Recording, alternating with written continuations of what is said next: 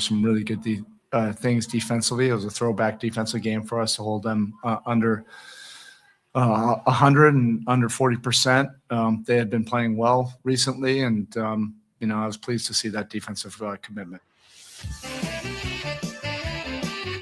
Well, we're getting a lot of Spo here early this morning, man. Getting a win, getting rid of that losing streak. You just want to win, man. I know that we got a little spoiled there thinking they're going to score 130 points every night, and that hasn't been the case recently, obviously, but finished strong last night, as you heard. Khalil Ware, 22-12. Norman Powell back, 24 points, and Bam, who did not shoot the ball well, had 17 rebounds, and Jaime Jaquez, 19 off the bench, man. It's been a nice turnaround for him. Really has been a nice turnaround for that guy. Anyway, that was one story. But a story that most of us don't care about is going on in the NFC, and it was one hell of a game last night. Oh, my God. Not only for fantasy football people, just like in the NFL last night, that was one hell of a game. Seahawks come back, down 2 touchdowns to start the fourth quarter at home. Matthew Stafford looked like he was playing 7-on-7 football out there, just throwing it all over the place. Just had a huge game. And it's looking more and more like an MVP with a couple of games left here in the National Football League at age 37. The Rams were up 30-14, did not score in the fourth quarter, went to overtime in that game, scored. Rams got the ball, scored. Seahawks followed up. They score and go for 2. They said, screw this, we're going for 2. They get it. They win the game 38-37. Just unbelievable between two of the best teams, both going to playoffs. No question about that. Seahawks pick up their 12th win in that game. 2 left for them. That was the first game of the week, obviously. So they've got 2 left and just a wild one. So last night, Matthew Stafford, 3 touchdowns and threw for 457 yards. Man, that was kind of an old school. When was the last time we talked about somebody throwing for 457 yards against that Seattle defense? On the road with one of his receivers out. Devontae Adams did not play. They showed him over on the sideline. But I got to tell you, Puka Nacua put on a show. 12 catches, 225 yards for him last night. So a wild one. And I got to tell you, man, they got a lot of great games this week. If you like college football playoffs beginning with some games, including the University of Miami tomorrow, you just heard Woody talking about that. And the second thing is all the great NFL games. I mean, this league, they couldn't have drawn this up much better. I'm not saying every game's a home run, but like Tampa Bay at Carolina, same record going for the NFC South. Somebody's got to win that. So both teams 7-7. Patriots and the Ravens and the Steelers and the Lions and Jacksonville at Denver, just all really, really good games coming up this week. Tonight, by the way, how's this for a little teaser? Little appetite in the place of the playoffs in high school football. Bama at Oklahoma to kick off the play. That should be a hell of a game. I watched both those teams play. That should be a really, really good game, and I'm curious to see what that's going to look like. Hey, Woody, first of all, buddy, before we get into everything, welcome back. The 40th birthday. I saw a couple extra gray hairs today. Notice you might have had a couple extra in there. Thank you. I'm still waiting for your recommendation, to hand me off to your guy. Which so I can get those taken care of. That's okay. Yeah. I can get you that. Thank you. Tell me the color you want. I'm feeling old, man. We can get that. Tough. Hey, man, I can't can't remember. See you at the company party, by the way. Yeah, I had a good time. Good. Left early. Went in, said hello to everybody, and said, hey, I don't want you guys to think I'm a prima donna or something. Don't go to your party. So I showed up and gave the boss a kiss and took off. We missed you, man. Jamie and I were bowling over there. Oh, I know, man. Bowling for dollars. I heard you guys were all having a good time. Yeah, that's good, man. Hey, listen, the parties are good. I tell you what, we had a really great event last night. So every team, we seem to be every team's alumni weekend. We just saw the Steelers put on one great show with all the greats that are still alive in their organization. We're all at their game against the Miami Dolphins, and they put 3 guys into the Ring of Honor, including Ben Roethlisberger, So you can imagine that was just, they were lathered up for that. And I went, oh boy, I hate these. Every time we do these, it's bad news for us. I just don't like them.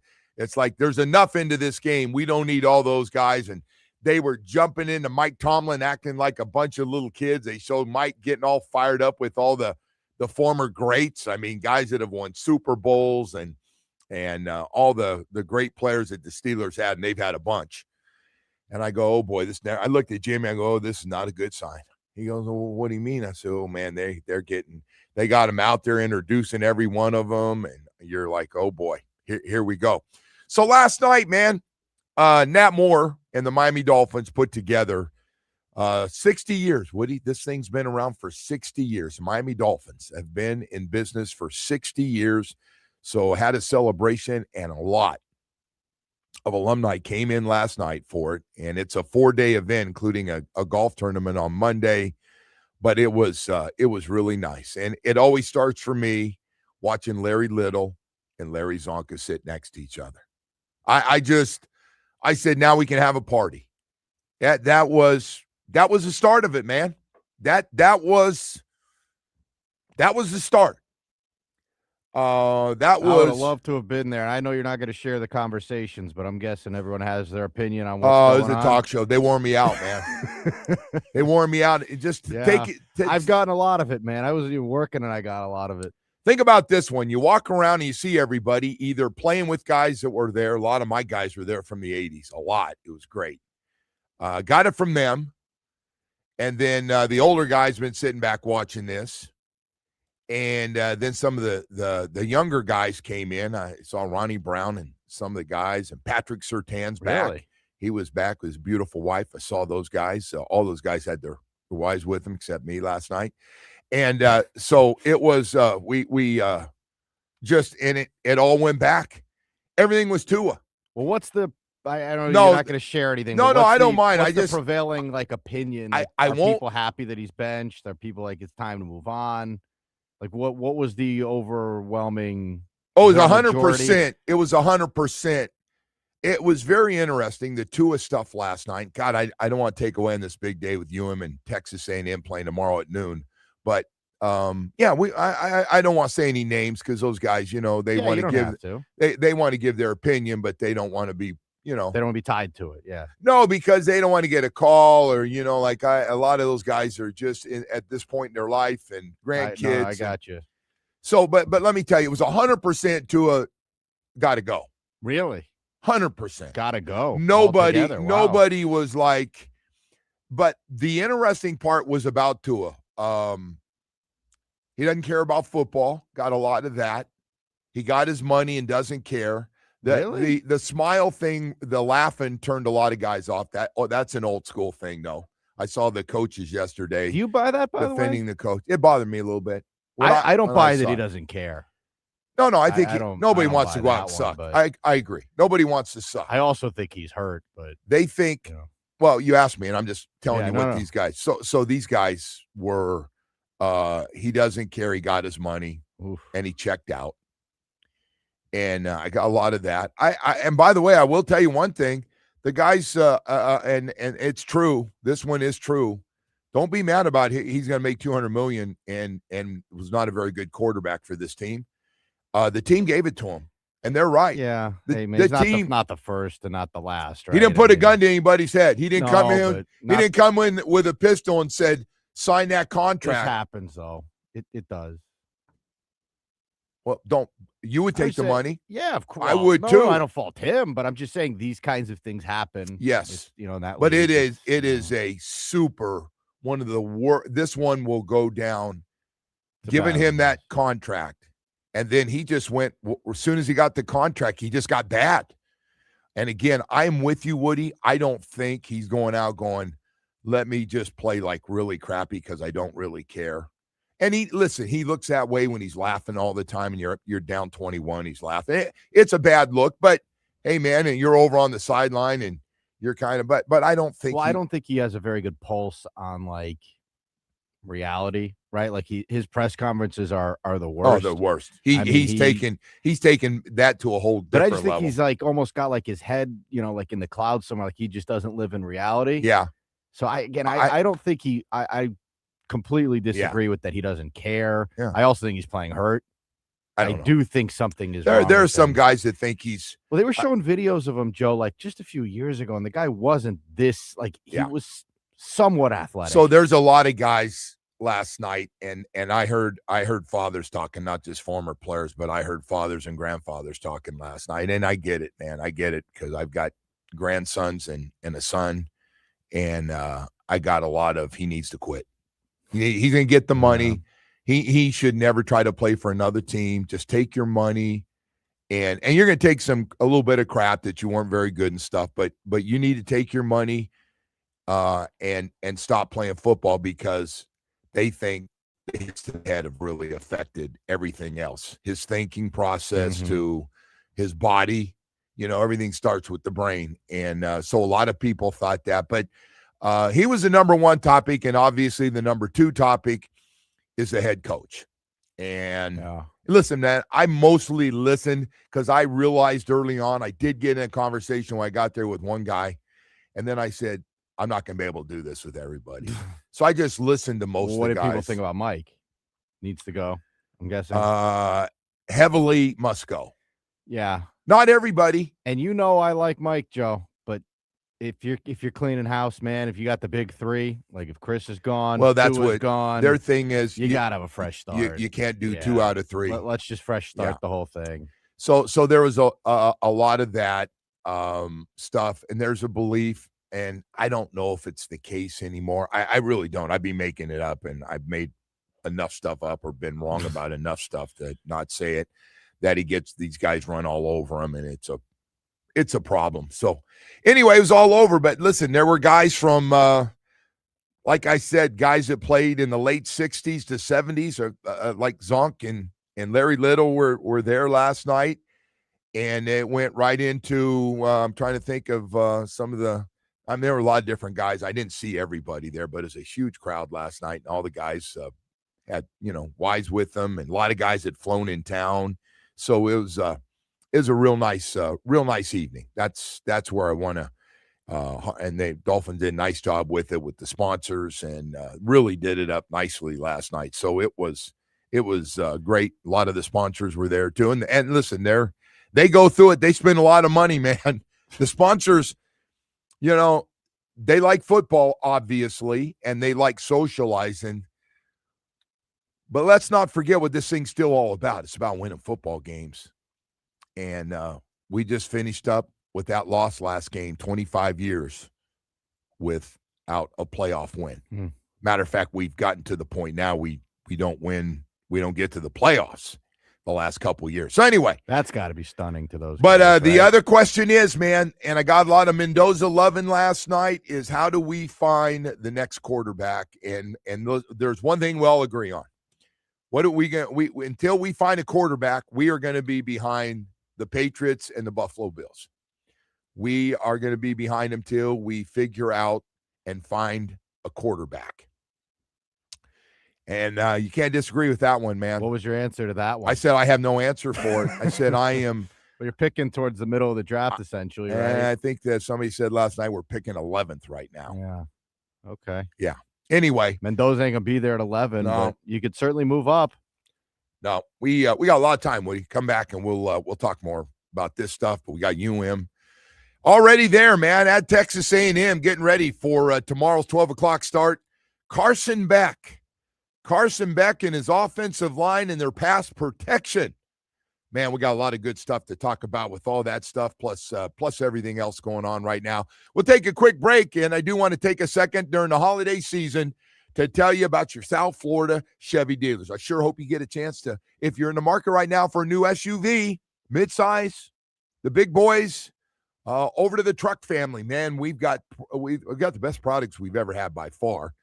Tahoes and Suburbans down to a Traverse, to the Equinox family, trucks like a Durable Colorado, to Silverado 1500, to the Silverado HD. I just, when you start talking about the different trucks, you're talking about legendary horsepower. You're talking about one of the hardest working beds in the business, to a truck that not only can help you and your family get around, but to help you during the week. and even have fun with it, being able to all have all your toys with you on the weekend to enjoy your boats and all your other toys that you have.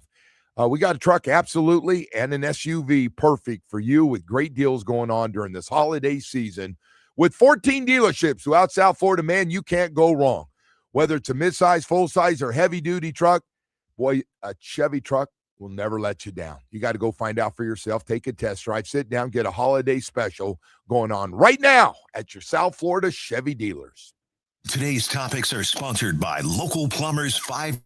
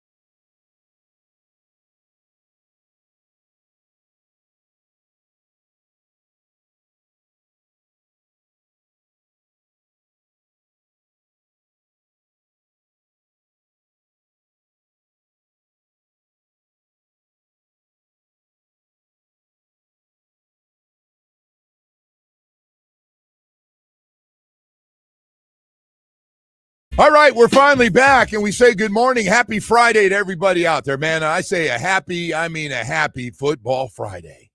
Because, man, we got some great games. It starts tonight. Now, listen, you got to be a junkie, I admit. And it's kind of hard to sell sometimes to the family, to the wife, who's not the biggest sports fan.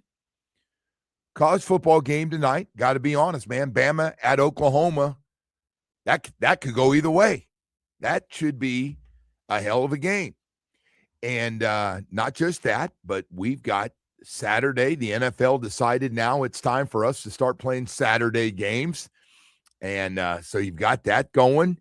Got a great lineup on Sunday. Saturday, by the way, a lot of playoff games, including the University of Miami going to Texas A&M with a chance to win that game. I don't think it's a long shot. Would not be surprised, but obviously you've seen the good Canes and the bad Canes. I don't need to tell you that Carson Beck needs to play well. Let's just start with the quarterback. I feel good, even though they got a great pass rush, 41 sacks on the season. I think one of the tops in the country. Their pass protection is the strength of this football team. I'm not afraid to tell you. The strength of the whole football team is the offensive line pass protection is as good as I've ever seen. So we'll see how that matches up. Something's got to give in that one a little bit. The Canes' run defense is obviously, if they stop the run, they're going to get pressure on him. I can't imagine he's going to sit back there, the quarterback for Texas A&M, and have a clean pocket. So, I'm looking forward to it. I mean, this is a big game. And I will tell you, in these games, I know one thing we used to say, man, the stars need to play like stars. And your best players need to show up. And Mesidor and Bain, to me, everybody's talking about them, man. Those guys. And if Texas A&M is going to play them one-on-one, and those tackles who have been talking a lot of trash about them, if you get one-on-one and you're not getting chipped by a second guy like Bain's been getting, this is a good show for you to really let the NFL know what you can do. They're going to be watching, man. They're going to see everybody's looking for pass rushers.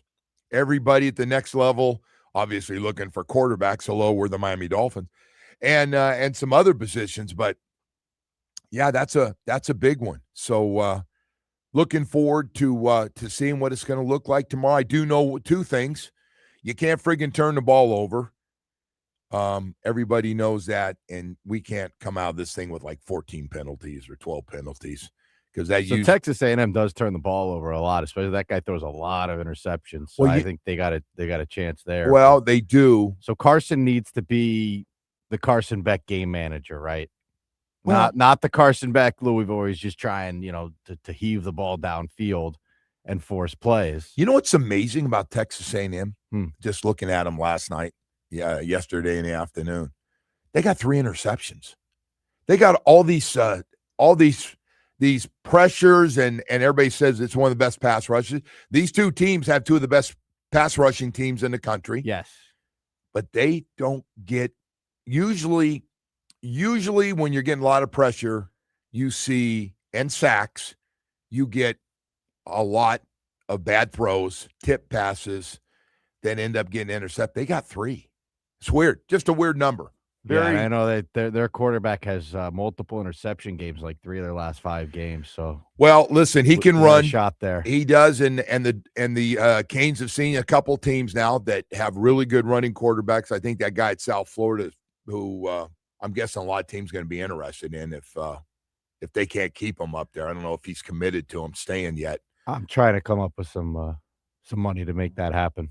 Yeah. Don't worry. Support the Heartline cause. Yeah. I'm just curious, just to get this out of the way, and maybe I have the Dolphins on the brain too much, but you're not concerned about the crowd situation? I don't know. Okay. Because I just, again, I have our quarterback for the pro team is like he's scarred me with this stuff. And I know there's going to be like 107,000 people at this game. No. And it is going to be loud. It is. And I got to tell you, if Carson pulls a Tua and comes out of this game and says they couldn't hear me in the huddle, they couldn't hear me on the line of scrimmage, It would be the dumbest thing. And Tua is just he just tries to outdo himself with stupid comments every week. Is that why I'm like concerned about this crowd situation? Don't do that. I'm just making sure that you don't think it's going to be a factor here. By the way, it makes your coach look bad. It makes your coaching staff. I'd love to know, like when Mike finally came back and he's flying back from that game in Pittsburgh, that 2-hour flight, and has time with his coaching staff in the front, and then have meetings early in the morning on very little sleep. Yeah. They go into the office.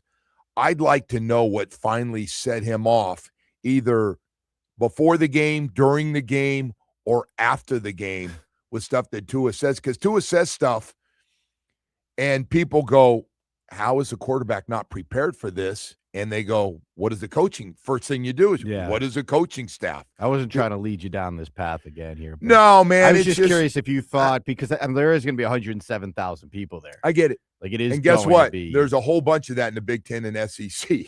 Well, that's the good news is Carson Beck has played in front of that stuff. He is. But the other scary part of that, too, is that Tua played in the SEC for a while and probably dealt with similar I got to tell you, though, but I know.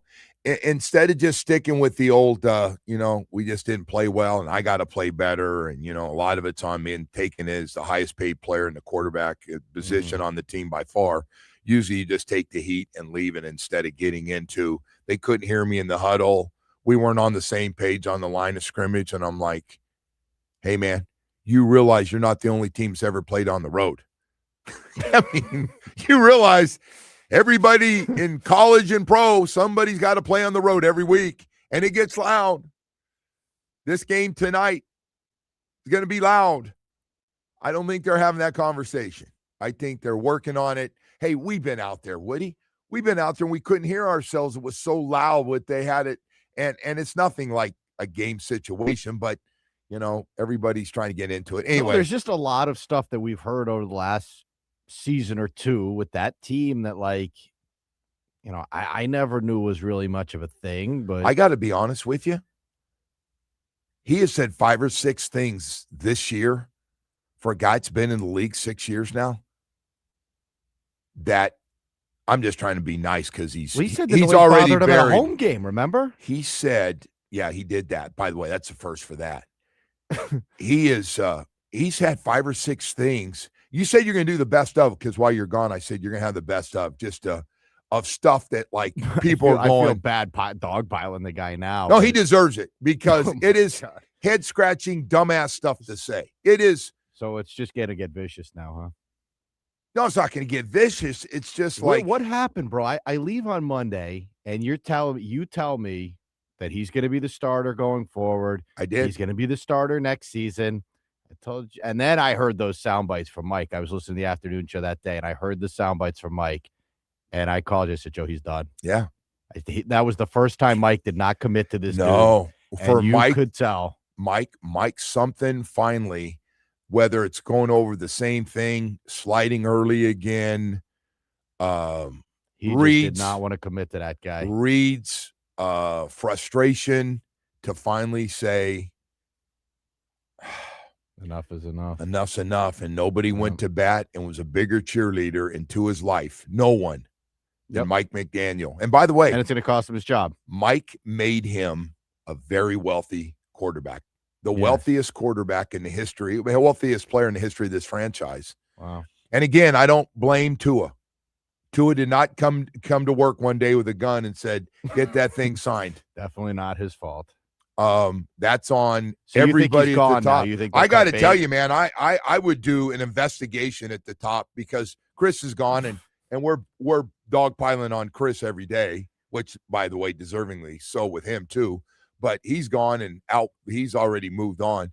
But we ought to see if anybody else was involved in that decision. There needs to be a thorough investigation. Because why don't you head the investigation? Oh, no, they wouldn't want me. There's guys over there listening, driving in right now going, oh, I know Joe doesn't like me. Oh, no, I know Joe doesn't like me. I know Joe knows, and I know Joe knows who I'm tight with and not tight with. And, oh, I don't want that. Oh, no, don't do that to me, bro. Hey, so anyway, I do have good news, though, because we've got a lot of good stuff. A lot of good stuff coming up. Is car insurance related? No, it's 10% off. By the way, I did that going out the other day. I said, we're walking out, and everybody around us is bummed out. I mean, the team it was rock bottom because everybody thought they're going to win that game.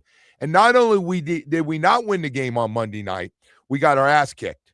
And 3/4 of football. Wait, so everyone in your traveling party thought you guys were going to win that game? Everybody was feeling really good because of so you and the 7-0 numbers. Bo were really fired up. You thought you had I didn't see Bo till Bo's doing his thing. How with is 7-0 Bo doing? He's not doing well. No. So anyway, we're going out, and I go, "Hey Jimmy," and we had somebody else with me, and I go, "Jimmy, I have some good news." And we're walking now. This is all serious, and it's real quiet. And he kind of looks at me. He goes, "What?"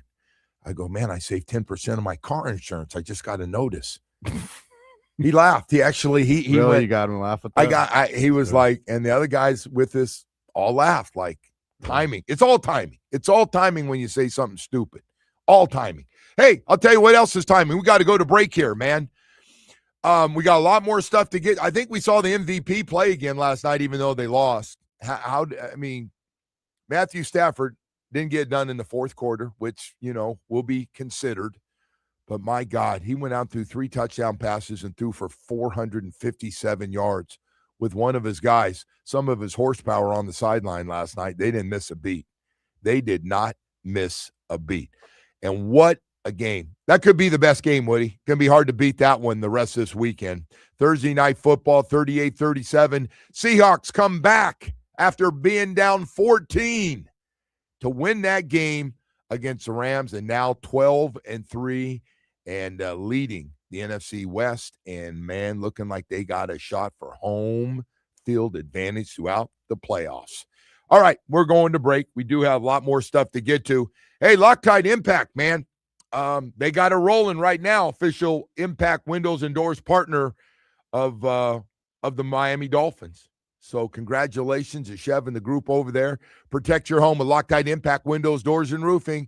If you got an old leaky roof, replace your old roof now and pay later. Loctite Impact offers the highest quality roofing materials with lifetime warranty, plus thousands of 5-star reviews. You can save big on their legendary state-of-the-art Impact Windows and Doors. Impact Windows as low as $6 per window per month installed. Don't wait for the next storm. We've been lucky the last couple years. Don't push it, though. Protect your home. Get it done. Get the process started with Loctite. Visit LoctiteImpact.com. Again, LoctiteImpact.com, or call 954-500-LOCK, covering all of South Florida. Knowledgeable people to get you started with Loctite today.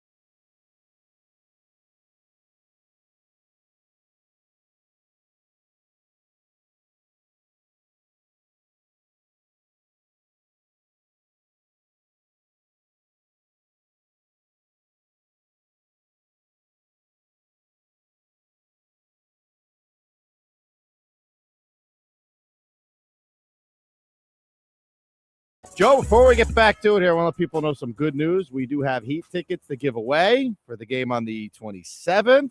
So a little early Christmas gift for people here today. We'll do I'm that, not sure if we did it. Did you not do it every day this week? Day? I'm not sure. That's Jamie okay. Jamie would know. I'm not sure if we got some extra ones. Hell, just said maybe, but maybe. All right, he didn't want to commit one way or another. All right, so we got tickets at that same Pacers game. End of the month. So good, that, good stuff here. Yeah. Hey, by the way, good win for the Heat, man. And they're still not playing the way they want to, but finish strong and close it out last night. Just trying to get as many wins as you can, and break that 5-game losing streak. Got rid of that thing. Had a nice game Thursday night football, very entertaining. I came home and from the event last night.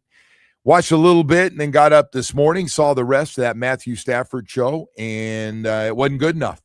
He didn't score in the fourth quarter. He had 30 points in 3 quarters last night.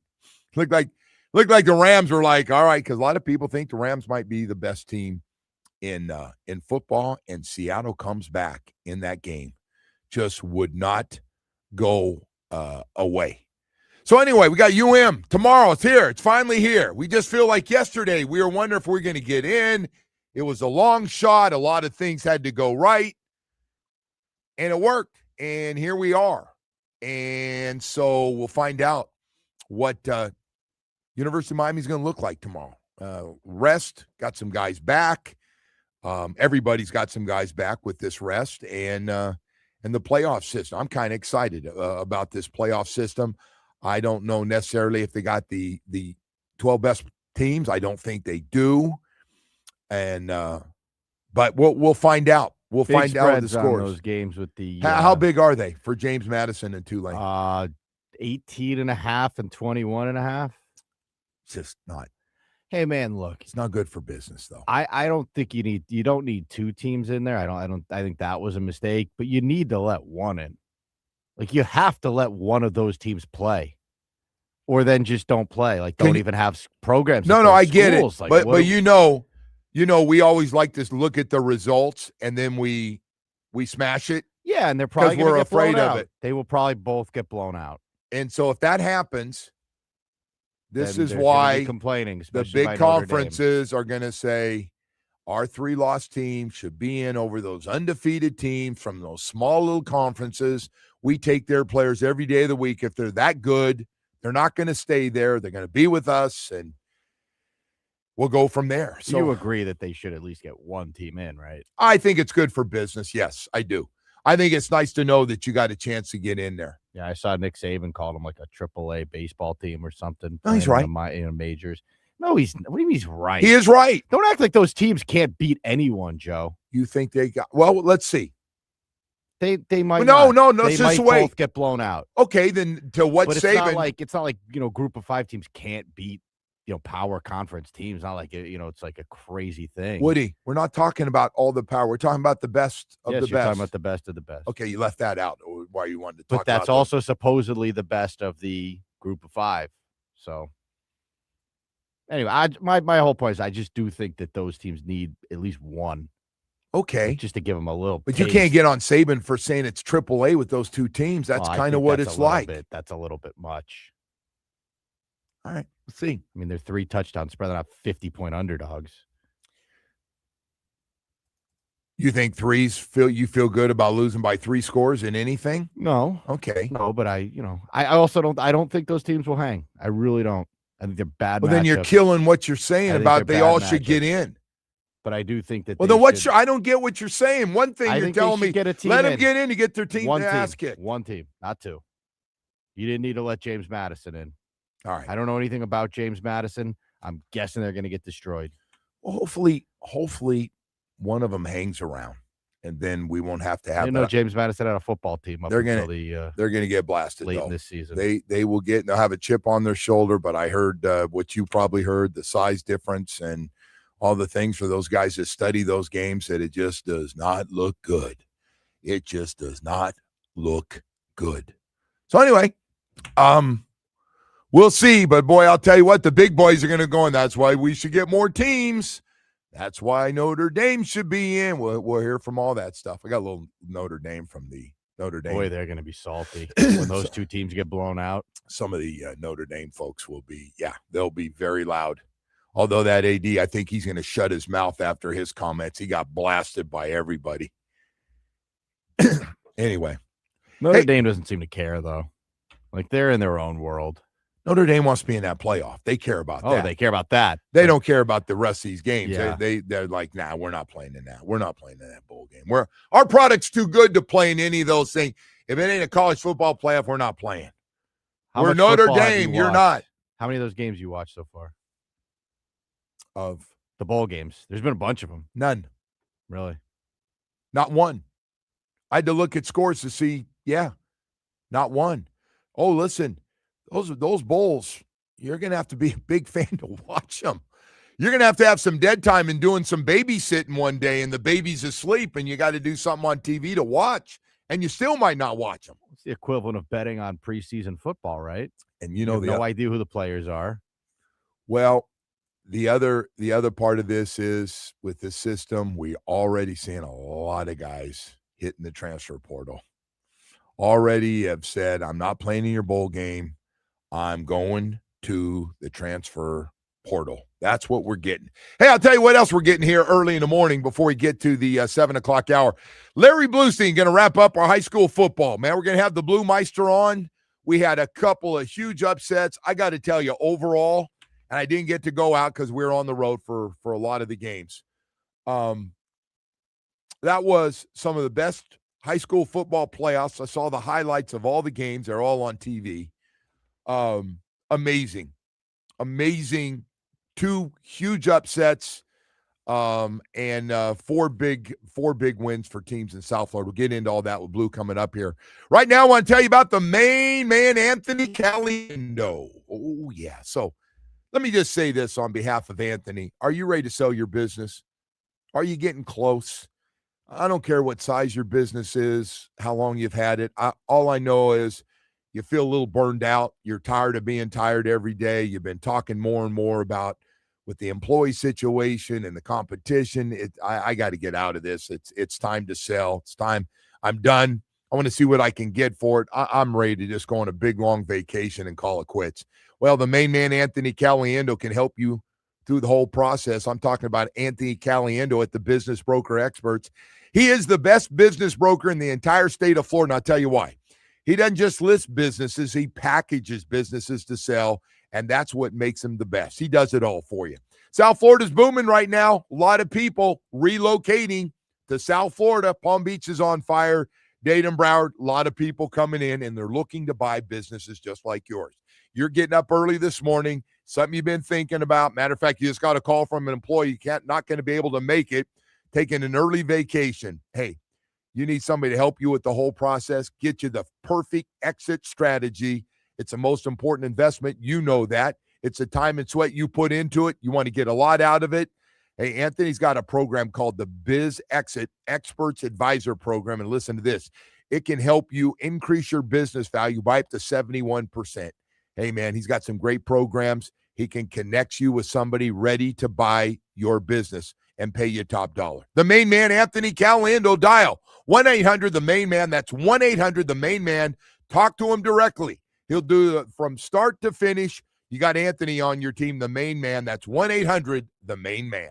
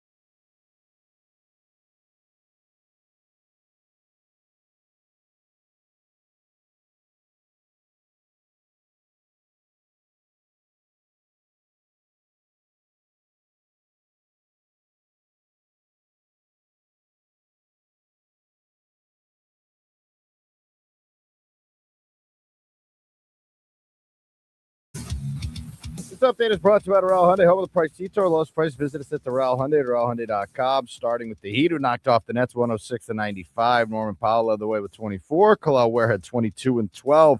Miami will play the back end of their back-to-back tonight in Boston. Tip-off is at 7. The game can be heard on 104.3 FM. Over to the Panthers, who will host the Hurricanes tonight. The puck drops at 7 from Amarant Bank Arena, and the game can be heard on 560 AM. To the Canes, who will play Texas A&M in the college football playoff tomorrow. Kickoff is at noon from College Station, and the game can be heard here on WQM with our countdown to kickoff beginning at 8 a.m. And in the NFL, Week 16 began with the Seahawks beating the Rams 38-37 in overtime there, Joe. What a wild finish to that. Man, great game. Great way to start the week. We're down the stretch we go. Last 3 games, and that was the first one last night. And, hey, the record doesn't lie at this point. And last night, Seattle and L.A. put on one hell of a show in the NFC West. Of course, the 49ers sitting right there behind them. That division has just been super, super strong this year.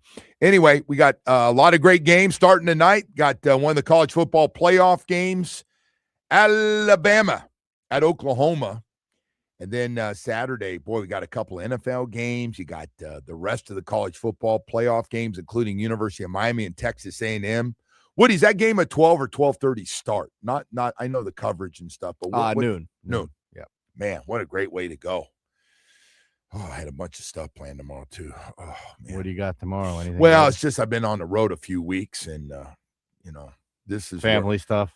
Yeah, this is where I have failed So what are you going to do? Just between us, I just got this lecture a little bit about priorities and families. So, this game's important. I know.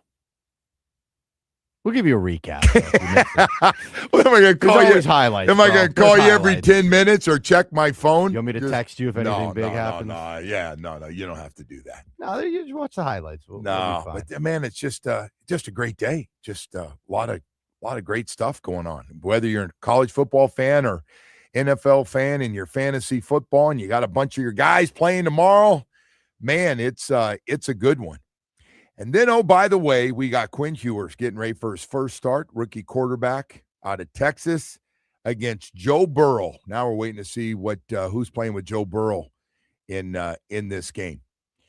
We've all had a few days, and I know people are still talking a lot about this Tua thing and what exactly happened for Mike's biggest fan, his head coach, to all of a sudden, after the super, to put it nicely, disappointing loss and the way they got their ass kicked on Monday Night Football, what happened? And everybody's trying to read into it, and this was the icing on the cake, and people got different thoughts, and Mike finally had it by the way Tua was acting and laughing and having a good time like it was a big party with the Steelers guys and some of his former teammates, and I don't think it was that. I don't. Everybody's different after games. I don't. I didn't like the look. I didn't like the videos everybody sent me the next day because I didn't see a lot of it originally. And look, he's just playing. He's really crappy right now. He's bad. He's not average. He's bad. He's bad. Everything is bad. And I just think they looked at this, and there could be a lot of different reasons for it. Everybody's got a different theory on Tua. Why he wasn't the fastest guy, had the strongest arm to start with, right? And now it's gotten like whatever he had, it's gone. And he's taken it about 4 levels below, throwing it, his reads. And I know some people think the concussions have caught up to him. All the injuries have caught up to him. The hip, he doesn't move. He slides. His awareness of when to slide for a first down for a guy that's been in this league he's acting seriously like he's a sophomore in high school when he goes to run. It's just so there's a lot of things, and I just think Mike just finally said, this guy, I'm not going to let this guy cost me my job. He's not getting any better. We've coached him up every way possible. We've coached him up individually, team. We made him a leader. And then I always wonder about this one. And I know the guys on the team aren't going to say it. but players are aware of what you make and how you're playing. Teammates are aware of what you make and how you're playing, especially they know how important that quarterback position is. I don't know what kind of teammate he is. I know he says a lot of stupid stuff after games. Almost good for one stupid comment after every game. One of the most consistent dummies of saying dumb stuff. He could write a book. And as our writers say, it's just brutal honesty, which if you do that, then you guys are getting great stuff, but it's bad. But he's not playing well. Bottom line is, I think they've had everybody's brother work with him, talk to him, and he's a disaster. The deeper throws are taking forever to get there, to put it nicely.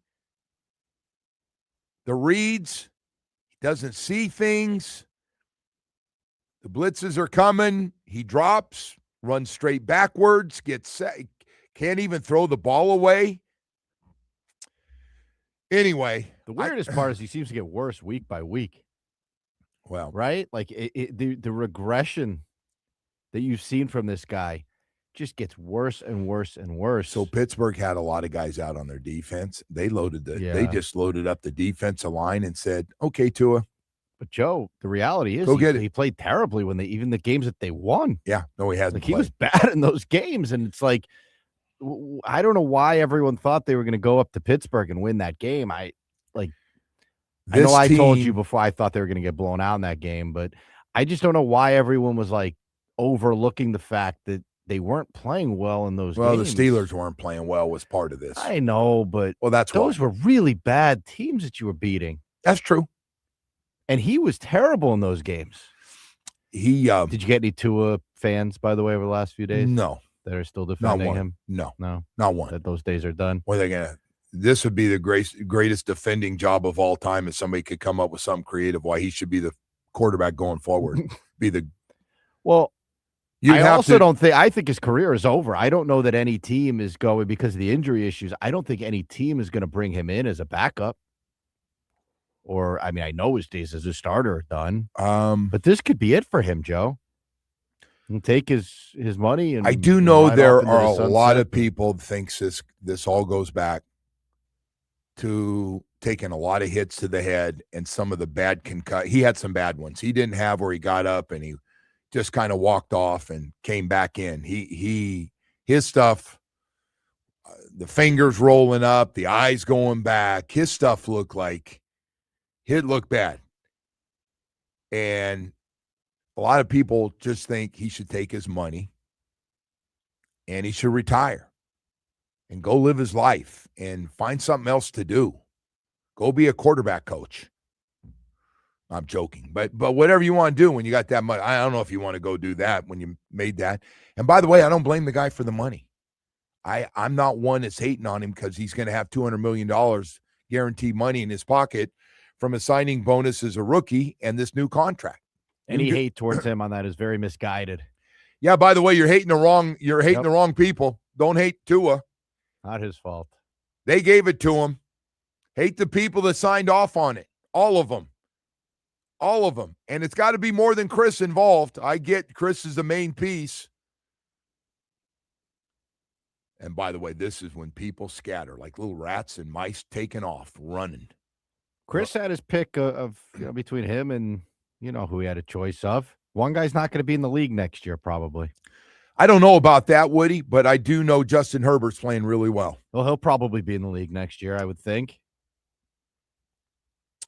And he's got a lot of guys out. And his starting tackles have been high first-round draft picks have been out. Justin Herbert will be a starting quarterback in the NFL for probably the next 10 years. Yes. I think his status in the NFL is very questionable at this point. It was a really bad choice. Yes. I mean, we can talk about all the other things and not jumping up and aggressively. The Buffalo Bills jumped over us on Josh Allen. We can talk about all the times we've overlooked guys, but we had one that was right there in our lap. It was Tua or Herbert. Tua, bad hip, working out with a guy on the side that's promoting after every workout off the side. Trent Dilfer Remember that Trent Dilfer was Yes, coming out? yes. When he wasn't working him out, he was doing the promotional tour for him. Meanwhile, Justin Herbert, who we spent time with at the Senior Bowl, we spent a lot of time with him. Apparently, we didn't think much of him. Chargers did. That's brutal, man. That's a hard one. That's a tough one to swallow. Yep. That right there is when I just take that whole group and I open the garbage can and I put them all in there and say, you guys are done. We got to get fresh eyes, ears, everything. Look, man, it is tough to pick a quarterback, right? I think everyone would admit that all of us have been wrong on guys. Yeah. But this guy had all the red flags, right? The big injuries, the fact that he's not athletic, he didn't have a big arm, he's small. Like he just had a lot of red flags, man. The only red flag he didn't have is he played with a lot of first-round picks on the offensive line receivers. But what was like Justin Herbert? What were the red flags for him? Like, they weren't sure if he really cared about football, of how important football was. What else? He ran the ball a lot in college, but he's got a big arm. Oh, his leadership. I knew there was one. It was I'm being serious. Things. I know. We're big on. I'm not saying I know. Dolphins. I'm not saying I know. So he couldn't have been on the leadership council. Is what you're telling me? Sounds like he looks like a leader right now. Did you see he got that surgery and came back the same week and won a friggin' game? He not only came back, he went to Kansas City and he didn't check out on that game. He went and played. Can we do one thing, though, when we pick another quarterback? Can we get a guy that doesn't have a totally dopey personality? Can we get a guy that, like, wants to be the franchise quarterback in a big city, in a big market like this? Like a guy who doesn't just go and, the game's over, I'm going to game night. No, I'm being serious, man. Like, we need a guy. Like, you need a Justin Herbert. You're getting on him. He said he's going to go home and play dominoes and cards with his wife and play video games with his kids. Justin Herbert does? He goes home and he bangs that movie star, whatever that girl is, whatever she does. That's what you want your guy doing. Yeah, man. If it's not football, I'm banging you, girl. I want a real quarterback, like a guy who gets the part. Listen, like you know what I mean? You turned into a real tough guy for us. No, I've turned into you because I hear you talk. You got angry with the Tannehill stuff. You got angry with the Tua stuff. And you're right, by the way, man. Like, being the quarterback is not just showing up for 3 hours on Sunday. It would be nice to get a guy that seems maybe like, show up to some events with the team, just do some stuff, man. Would he? Don't be such a recluse. Like the last two guys? Yeah, I'm being serious. Don't you have to play a little bit of the game to be the starting quarterback? You would think if people would like Tua more. If once you become a quarterback of an NFL city, you usually are the big dog in that city most of the time. I'm not saying there aren't a few NBA guys that can jump out there, but you're the big cat. And yeah, it would be nice to see you at some events besides your own charity event. It would be nice. I agree. Hey, listen, we got a lot of stuff to get to here this morning, man. A lot of stuff to get to, but let's start with my man before we get to Larry Bluestein, our high school football insider. I want to talk to you about Michael Kotze at Choice Mortgage. He's got an amazing offer. It's called the Hometown Heroes Program. He's helping responders such as law enforcement, healthcare professionals, educators, firefighters, and military vets with up to $35,000 in closing costs and down payment assistance with low fixed rates and no prepaid penalties. Give Michael a call if this sounds like something you could use. 561, call or text him, 561-441-2730, 561-441-2730. And learn more about the Hometown Heroes program. Hey, Michael Kotze's been in business for 30-plus years. It's about getting you a mortgage quickly. It's about getting you the best rates, whether it's debt consolidation, a first mortgage. Go to Google reviews on the web, Choice Mortgage Reviews, saying a lot of good things about Michael Kotze at Choice Mortgage. 7 days a week, this guy's working. You can get a hold of him. Call or text him, 561-441-2730. That's MLS 166254. Rates and terms subject to change. Daily without notice. He's an equal housing lender. WQ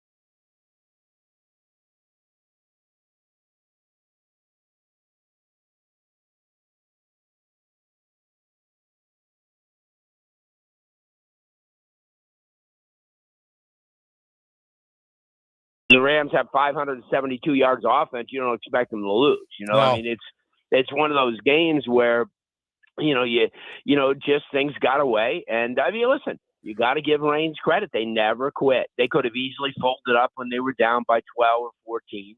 And they didn't, and and they started making plays, and and they did. Listen, they deserved the win. I mean, there's no doubt about it. And tough loss for Northwestern because they could have made some type of claim for high national rankings with the win. But you know what? That's all right.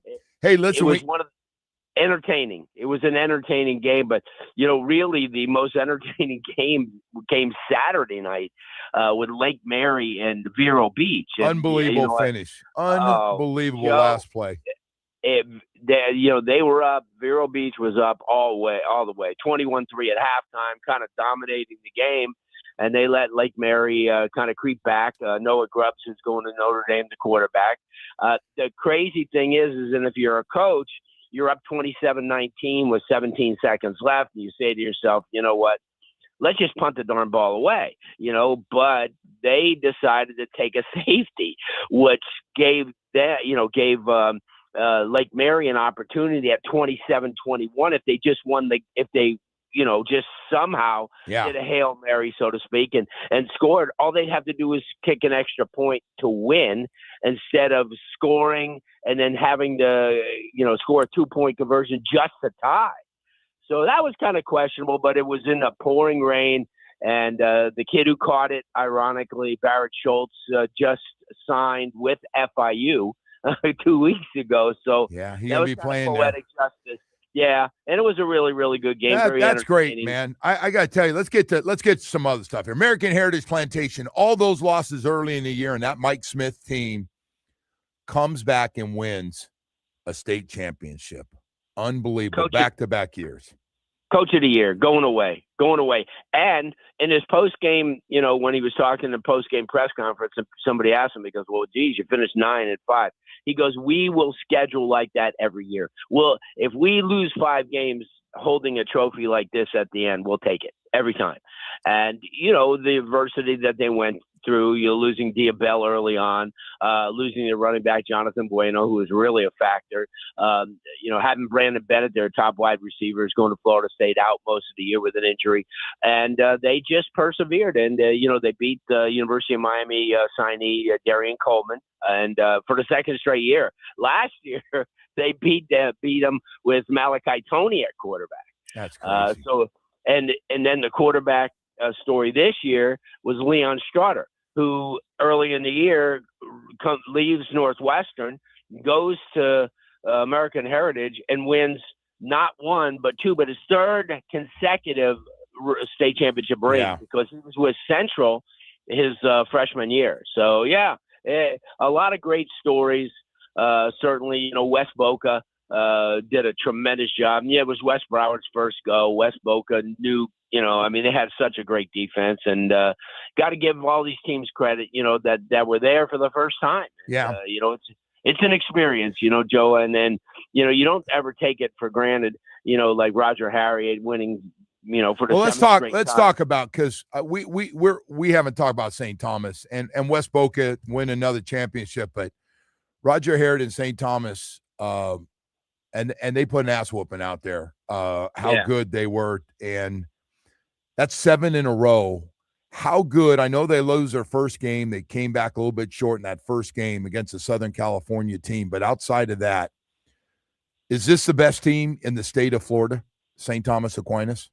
Yeah, because I don't count IMG. I really don't, because because IMG gets kids from all over the country, the best kids, not just a kid from St. Louis, but the best kid in St. Louis. So they deserved it. I think that if they played like Cardinal Mooney, a team that they did play in the kickoff classic and I think won by a touchdown at the end, I think that would have been a great game, because I told you last week that Cardinal Mooney came down, a 2A school, moving to 3A school from Sarasota, and they beat Jacksonville Bulls by 27, and it wasn't close. Yeah.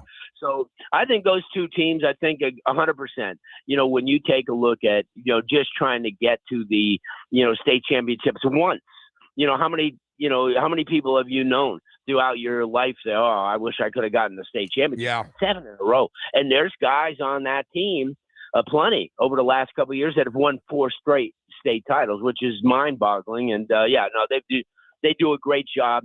Lakeland was a good team. Now let's not, it was St. Thomas had to kick 5 field goals just to get ahead at halftime, 15-0, which meant that Lakeland's defense was good. But I'll tell you what, and remember they did this without Justice Fitzpatrick, Micah Fitzpatrick's younger brother, because he was hurt. He had a season-ending injury, so he didn't play.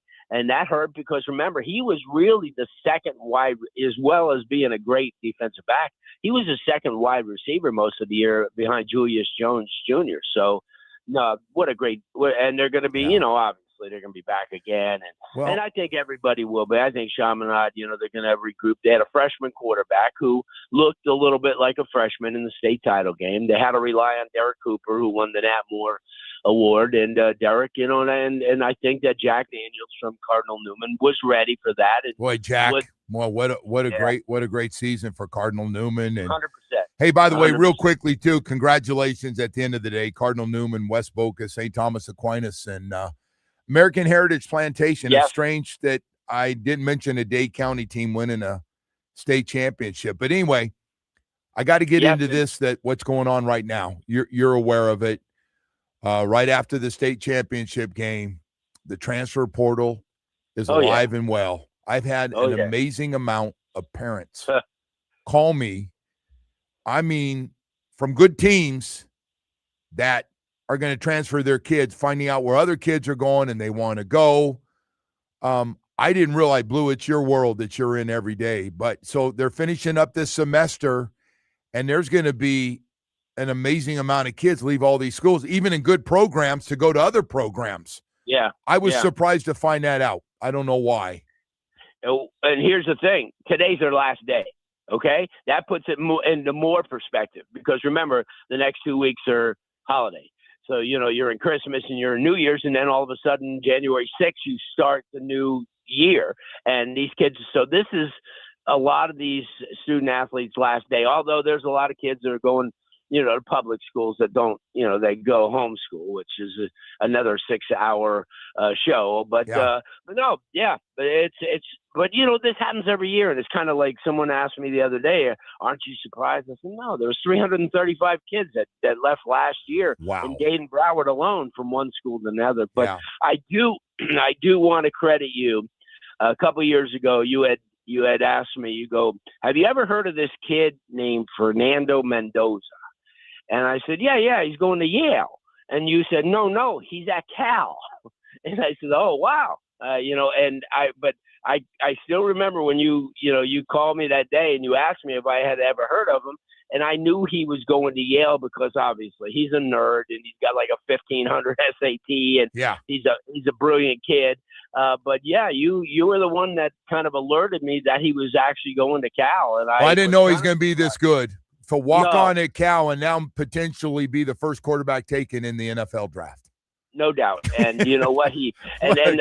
Unbelievable story. He finishes that. I mean, he got a degree from Cal in 3 years. So now he's working on another degree, and I'm sure before he leaves. Oh, he's going to be a doctor when he's done playing. He's going to be at Baptist Health working with his father here pretty soon. My God. Yeah. Kid's amazing. No doubt. But I was thinking about that the other day because I still remember vividly when you called me up and you had asked me if I had ever heard of him. I go, yeah, he played quarterback. I said, he's at Yale. And he goes, no, he's at Cal. And I was like, wow, that was good. That was good. But, congratulations to him. A great story, great family. And his brother's next. And his brother, if you remember, a couple years ago, was the guy that won the state title for Columbus as a kid who passed 80% of the time. That actually Dave Dunn, the head coach, devised a way where they played Mandarin, and the kid, I think, ran for 160 yards, and they won. So, Blue, great. I got to tell you, man, the story's coming out of South Florida, and by the way, I mean, it just continues, and then the NFL teams, and you see 4 or 5 South Florida guys playing in the NFL every week. It's been fantastic. No Blue, thank you so much, man. You too. Happy holidays to everybody, and we'll talk soon. You got it. Larry Bluestein, high school football insider, joining us. Hey, The part of football that we don't like to talk about, hell, we don't like to talk about in sports in general, and that's getting injured. But it sure is nice to have Baptist Health South Florida Sports Medicine Program down here. One of the tops in the country. I hear it all the time. Where do the pros go when they get injured? I go, enter Miami, the Heat, the Panthers, and Miami Dolphins, even the colleges like FAU and FIU, all used for team doctors as well as for their surgeries, the great specialists that Baptist Health South Florida has put together, an all-star lineup of doctors for your knee, anything with your knee. I don't care how bad you hurt your knee. They got doctors that know how to fix it and get you right back out playing the sports that you play. Shoulder, foot and ankle, hand, back, hip and knee replacement, Achilles doctors. They do it all. The specialists for every part of the body. They've seen your injury. They've seen your children's injury. They know how to fix it. And with 3 great facilities, they really make it easy for you. Doctors Hospital in Coral Gables. Had a few surgeries of my own down there. But it's not just that. It's a new facility at 595 and Pine Island in Plantation up there. They're just so convenient to get to for everybody up that way. And, of course, Hard Rock Stadium right next to the training facility, also very easy to get to. And it looks right out on the football field. You never know who's working out over there. Visit baptisthealth.net/ortho.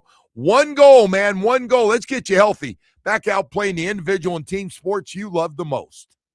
The Joe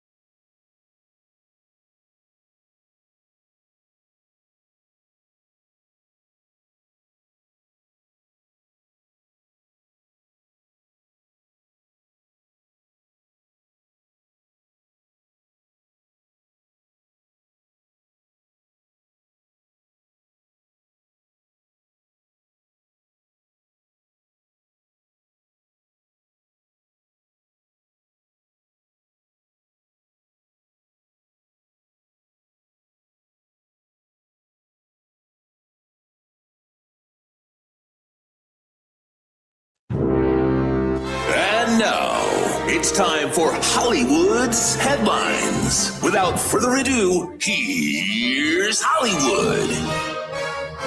All right, Woody, what do you have for us here on a Football Friday? All right, Joe, another sticky At 40 years old. This is your here. first one since you've been 40. That's true. So we start with an adult story. Go ahead. I don't know what that means. But Ohio University. yeah. Are you familiar with the story? Uh-uh. You're not familiar with this one? No. See, the problem is it's not a big enough school. Michigan, this happens, and it's like, front page news. This is also kind of front page news. But, Coach had to be doing something with a student. Ohio University cited football coach Brian Smith's romantic relationships, including one he admitted to with a student, as well as an allegation of public intoxication in a letter stating its intent to fire him for cause. By the way, I think we're seeing a lot more of this, like we're trying to fire guys with cause now. Yeah, They but don't have to pay 'em. what is going on with So long story short, at least from what I can understand, he had a relationship with it says he was living at a place called the Ohio Inn. Yeah. Or the OU Inn. I Yeah. don't know if they had him like a dorm room. He was going through a divorce and he was separated from his wife. Yeah.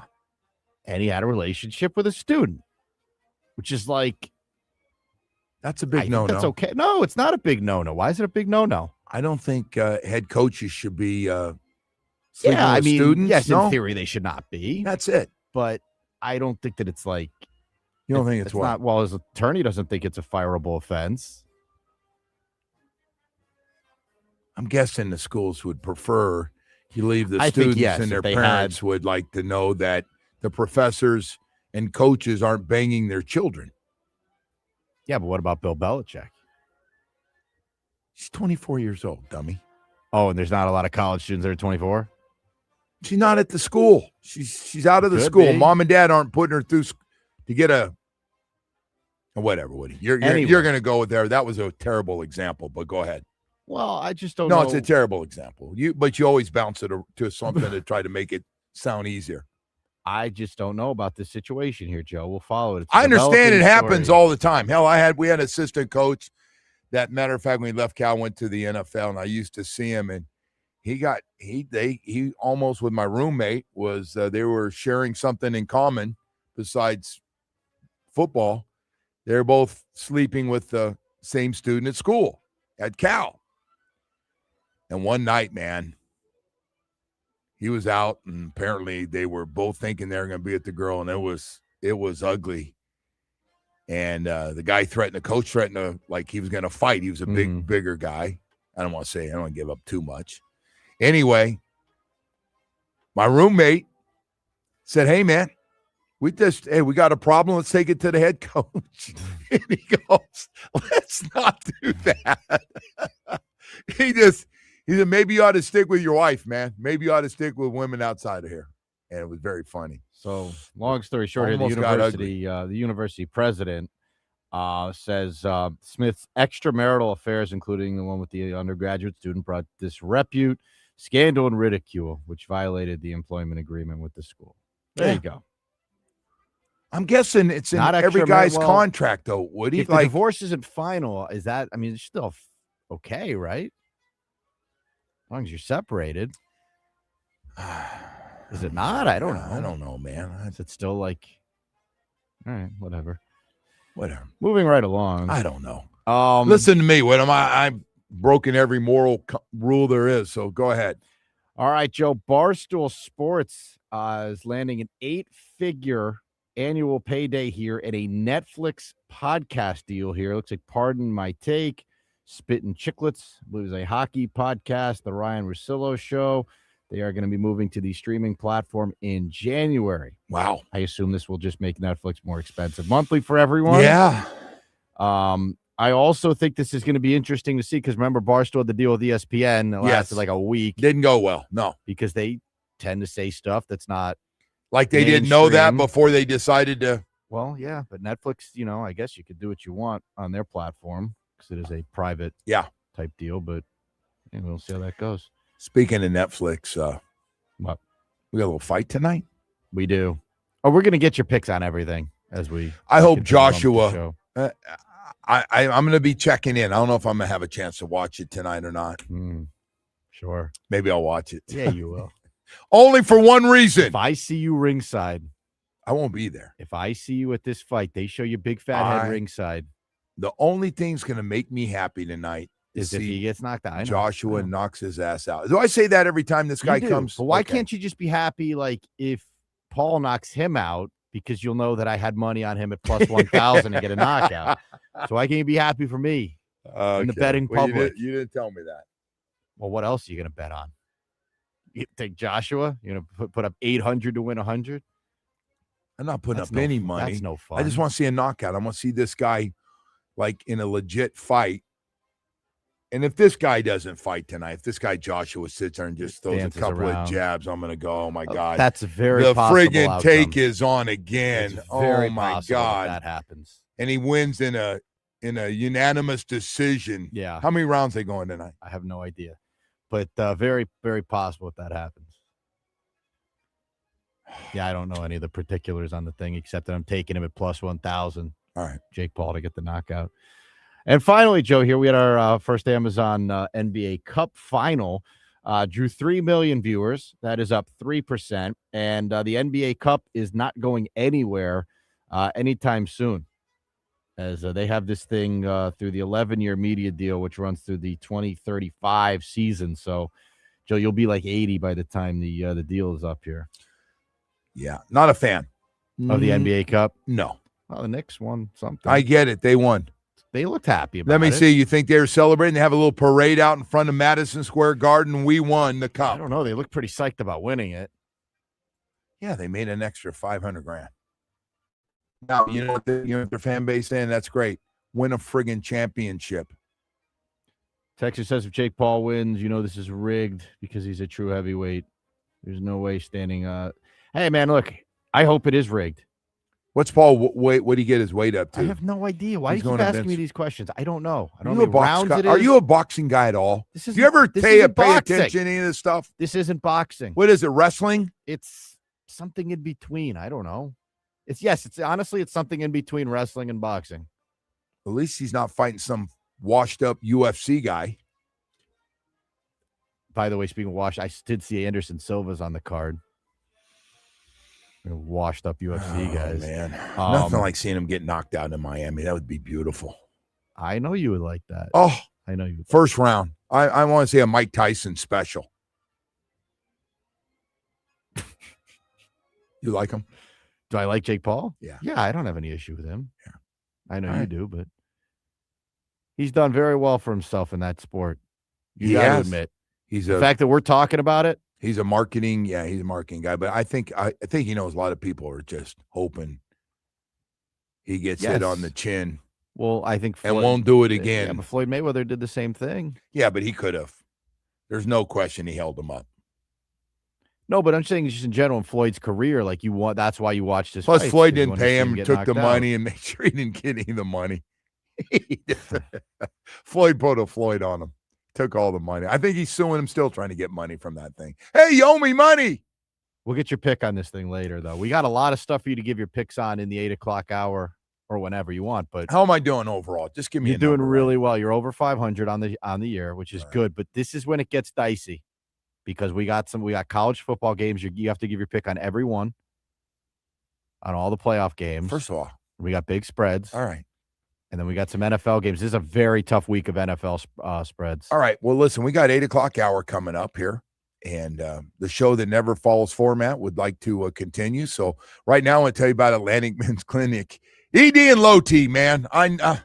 It is a holiday season. I can't tell guys enough. And I know guys aren't going to tell me what's going on. But if your energy level is really low and you're just not as active and you find yourself constantly tired, to the point it's like something's got to be wrong. I'm just so tired. Well, you got low T. And the second part of this is usually when you got low T, ED is following, as in your sex drive is gone. I don't know about you guys, but whether you're in your 40s, 50s, or 60s, if you want to get rid of it, Atlantic Men's Clinic works like nobody's business. I had both real badly, low T and ED. And I don't mean hit and miss my sex drive. It was gone. And you talk about gaining, I got to about 265, way, way overweight. And I was like, this is because I'm not doing anything. I'm eating the same amount of food, if not more, and watching way too much TV when I can keep my eyes awake. It was just bad. I went to Atlantic Men's Clinic. I had a great results. And I'm going holiday season. Guys, get on the Atlantic Men's Clinic. There's no better gift to give yourself or have your wife give you. Like, give me a gift, Atlantic Men's Clinic. I want to be able to chase you around. I want to be active. I want to have more fun on my vacations. They can do it all for you. The PSA test when you set up that first appointment. If medically advised, to test dose. You meet with their professional staff. They look at your numbers. They put you on a program that they police, and you are in for great results. Great results. 7 locations in South Florida to serve you. Would you like to get rid of ED and low T? Is it important? It was to me. Is it to you? 7 locations in South Florida to serve you. I'm going to Plantation today. They got a brand new one in Hollywood. Call them today, 877-455-7300. Set up that first appointment. Say, this is my holiday gift. My wife said to do it. Atlantic Men's Clinic. Go to it. Brad Evans here to help you.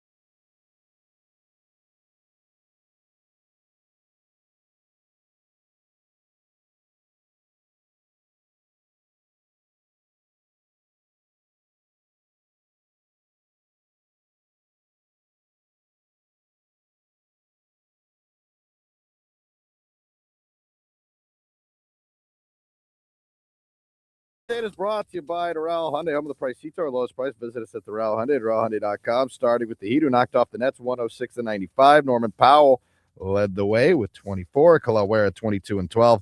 Miami will play the back end of their back-to-back tonight in Boston. Tip-off is at 7. The game can be heard on 104.3 FM. Over to the Panthers, who host the Hurricanes tonight. The puck drops at 7 from Amarant Bank Arena. The game can be heard on 560 AM. To the Canes, who will play Texas A&M in the college football playoff tomorrow. Kickoff is at noon from College Station, and the game can be heard here on QAM with our countdown to kickoff beginning at 8 a.m. And in the NFL, Week 16 began with the Seahawks beating the Rams 38-37. Joe, back to you. All right, Woody, thank you. Thank you. We got a lot of stuff going on. Got a lot of great football games coming up, man. College football playoffs start tonight, man. Start tonight, and the NFL's got a couple of games. The NFL's jumping into the business of Saturdays again. That's going to start up because the kids are out. Holidays have started. I see a lot of people on our radio business are taking off after today. We'll be out the next couple of weeks till the first of the year. But not us, man. Not us. We're going to be working a little bit. You're working on Christmas, right? They're going to get slaughtered, by the way, those college football games, those late ones, because they're not very – I don't think they're going to be particularly entertaining. Do you? So – are you telling me the Saturday night game with Chicago? I'm guessing Green Bay at Chicago tomorrow night. Yeah, that'll probably be good.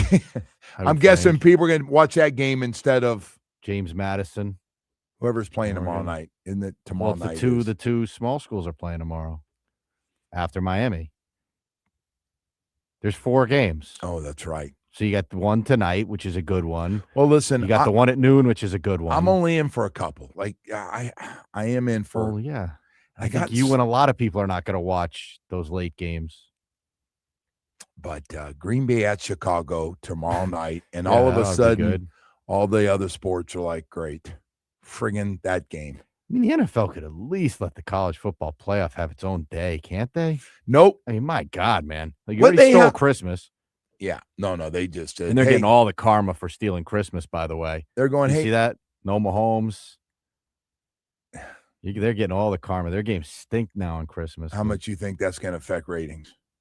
I think it does to an extent, a little bit. Yeah, I might watch some of the NBA regular season. You think numbers going to be close between the NFL and NBA nationally on that day?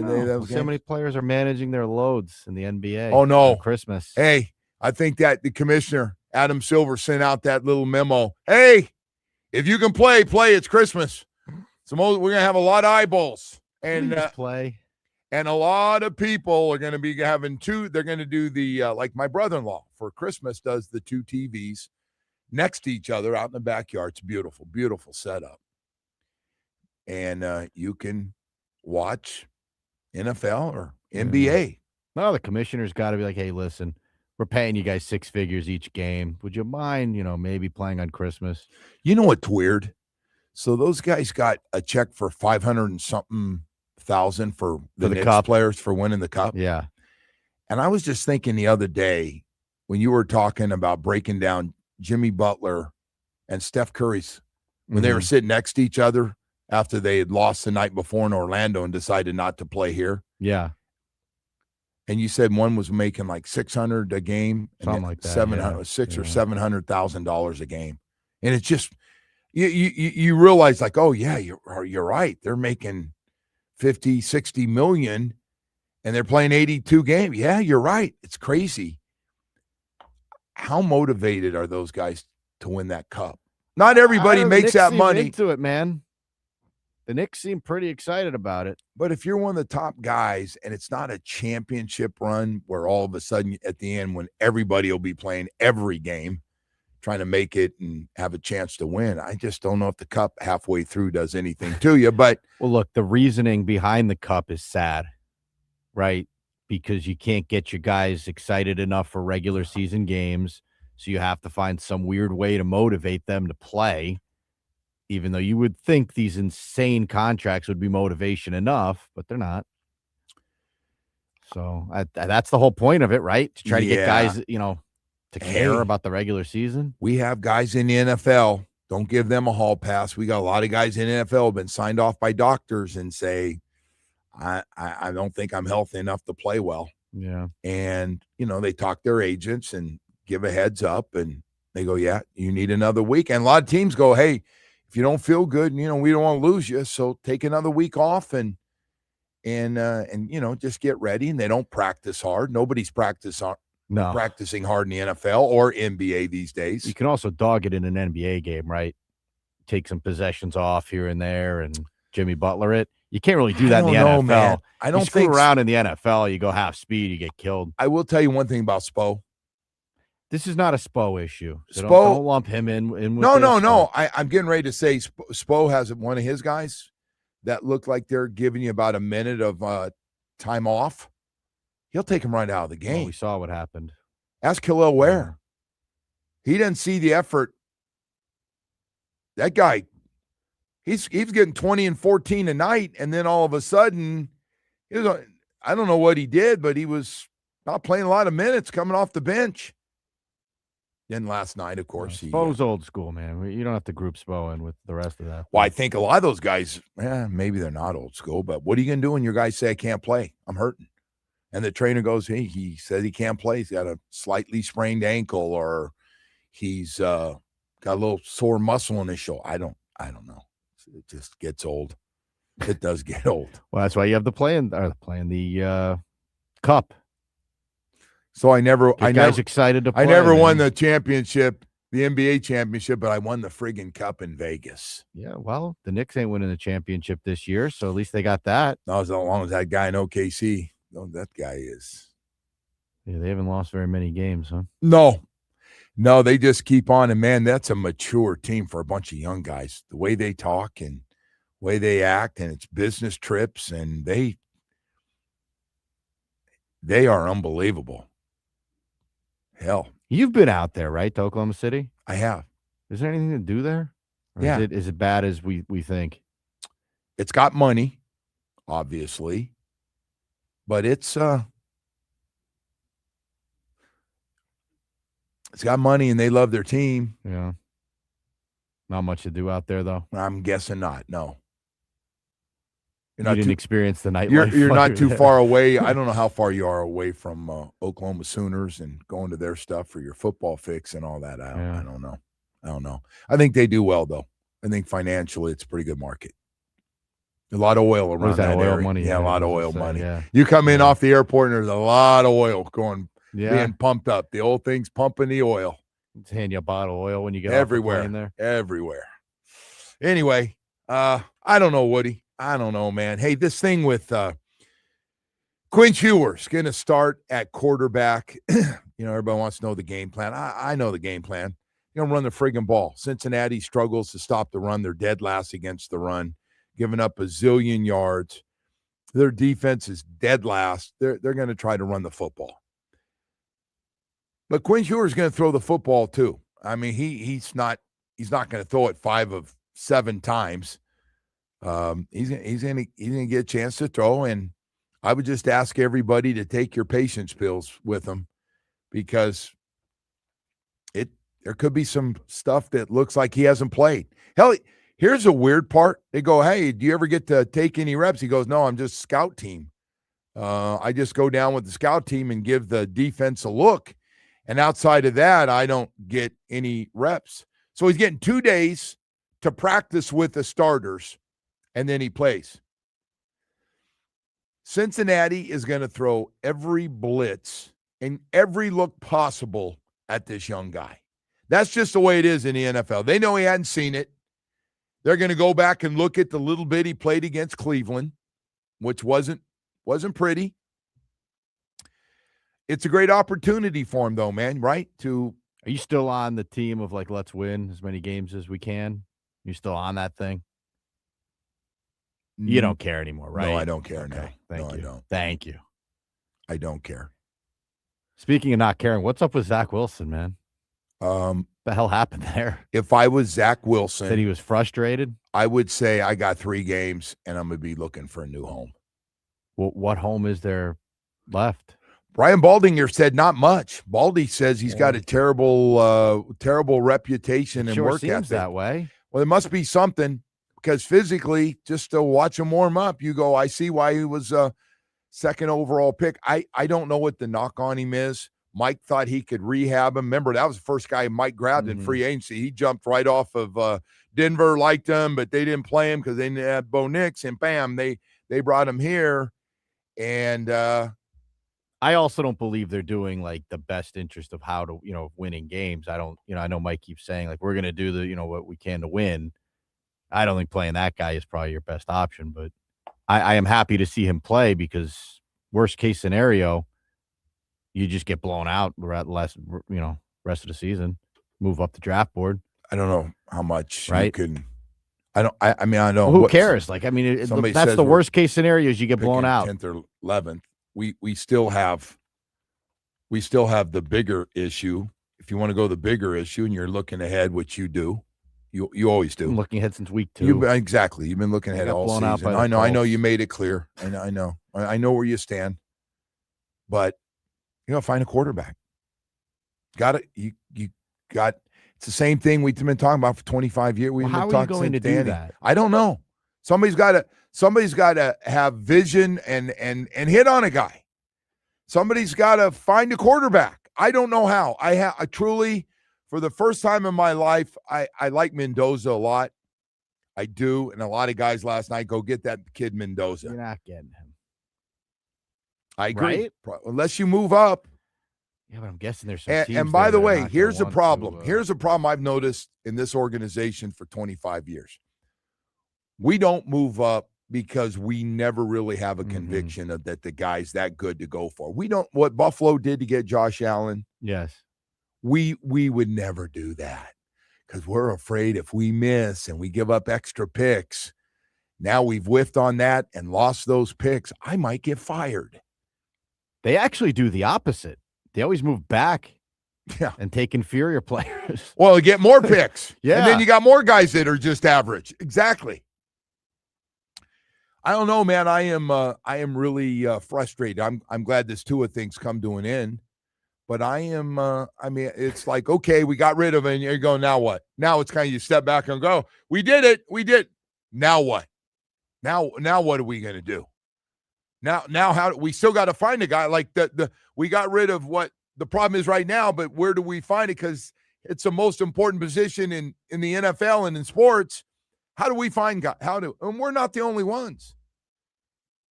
How do we find a guy? Anybody out there have any ideas? Text me right now. How are we going to find a quarterback? They're talking about all of them right now. They're having meetings with the Dolphins and all the other teams that know they need a quarterback. By the way, there might be a team that doesn't need a quarterback, Woody. I don't know if you agree. Shuck might be the guy with the Saints. He might. Okay, so take them out, but no, there's still a bunch of teams. Yeah. No, there's still a bunch. But yeah, I don't know, man. We're doing the same thing we did last time around when we tried to tank or whatever, and you wanted to win games. Don't worry about me wanting to win games. You wanted to win games, so now you can't sit here and be upset that you're picking late in the order here. We had a guy there that could have played. Just say that. You always leave that out every time you watch this. Okay, there was a guy. It was Tua, and there was Herbert. I don't know where you rank Herbert as a quarterback. Ahead of Tua. Correct. Way ahead. Way out in front of that race. Hey, let's talk about Tua's going to be out of the league by next year. I don't know. I don't know. Maybe. I don't know. You know what? My recommendation is take your money and don't take another hit and don't play. He shouldn't play again. He really shouldn't. Go enjoy your life. And this is not hating. Go enjoy your life.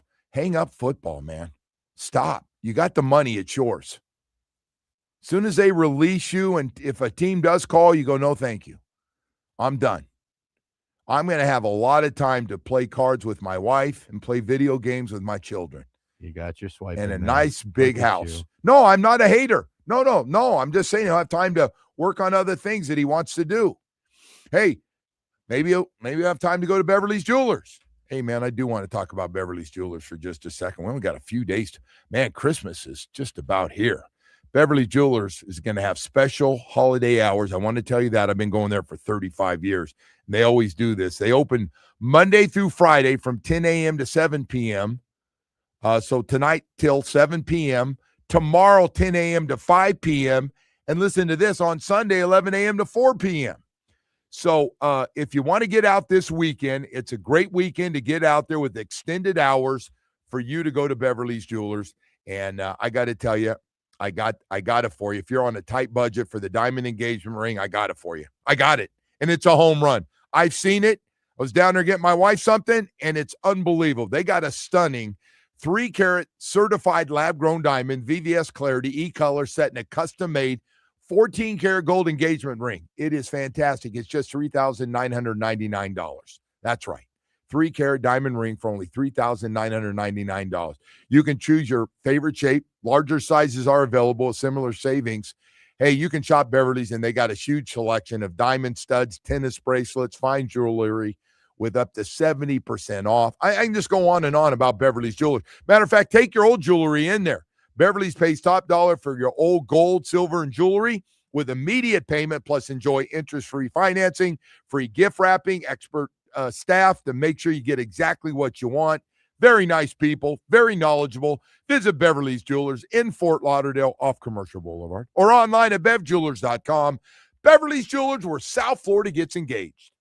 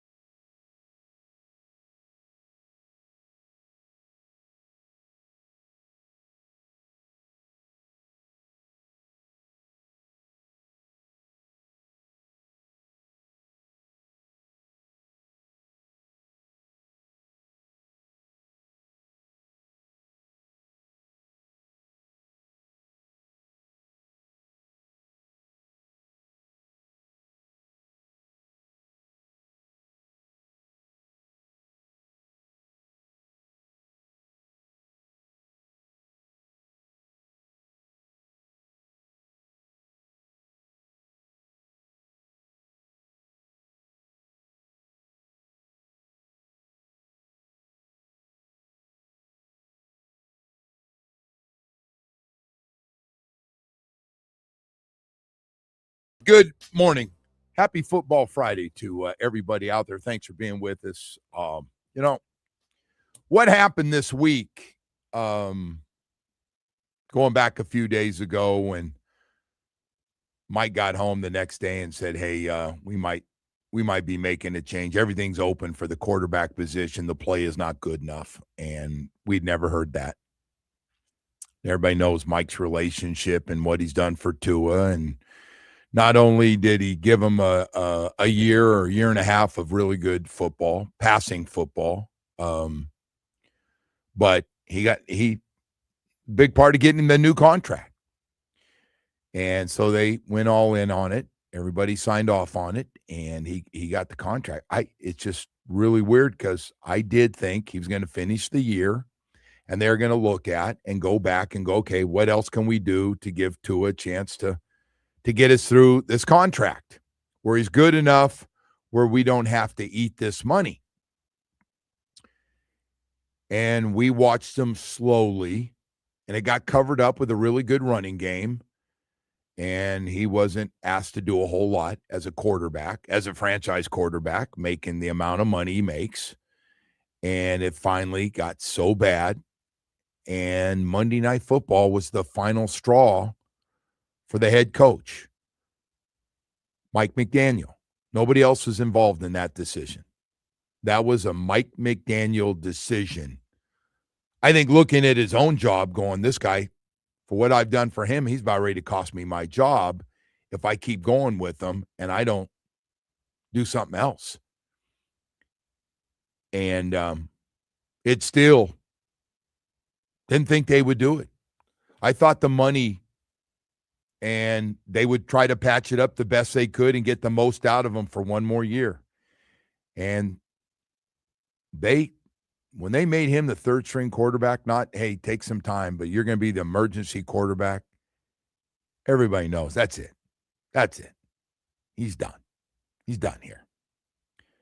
And by the way, he's not the only one. Zach Wilson, who's been the second string quarterback, except for 1 week, Quinn Ewers actually was and got to play a lot against the Browns late in that game because Tua was really bad in that game. Threw that early pick six to start the third quarter, and it went, took him out of the game.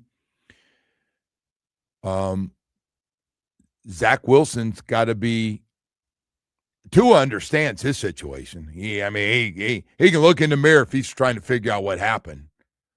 But Zach Wilson is going, I haven't really done anything. And you pretty much told me, since I'm the backup, you're going to have that open competition, keep a close eye on it. And you came back to me and said, oh, Zach's the guy the rest of the way.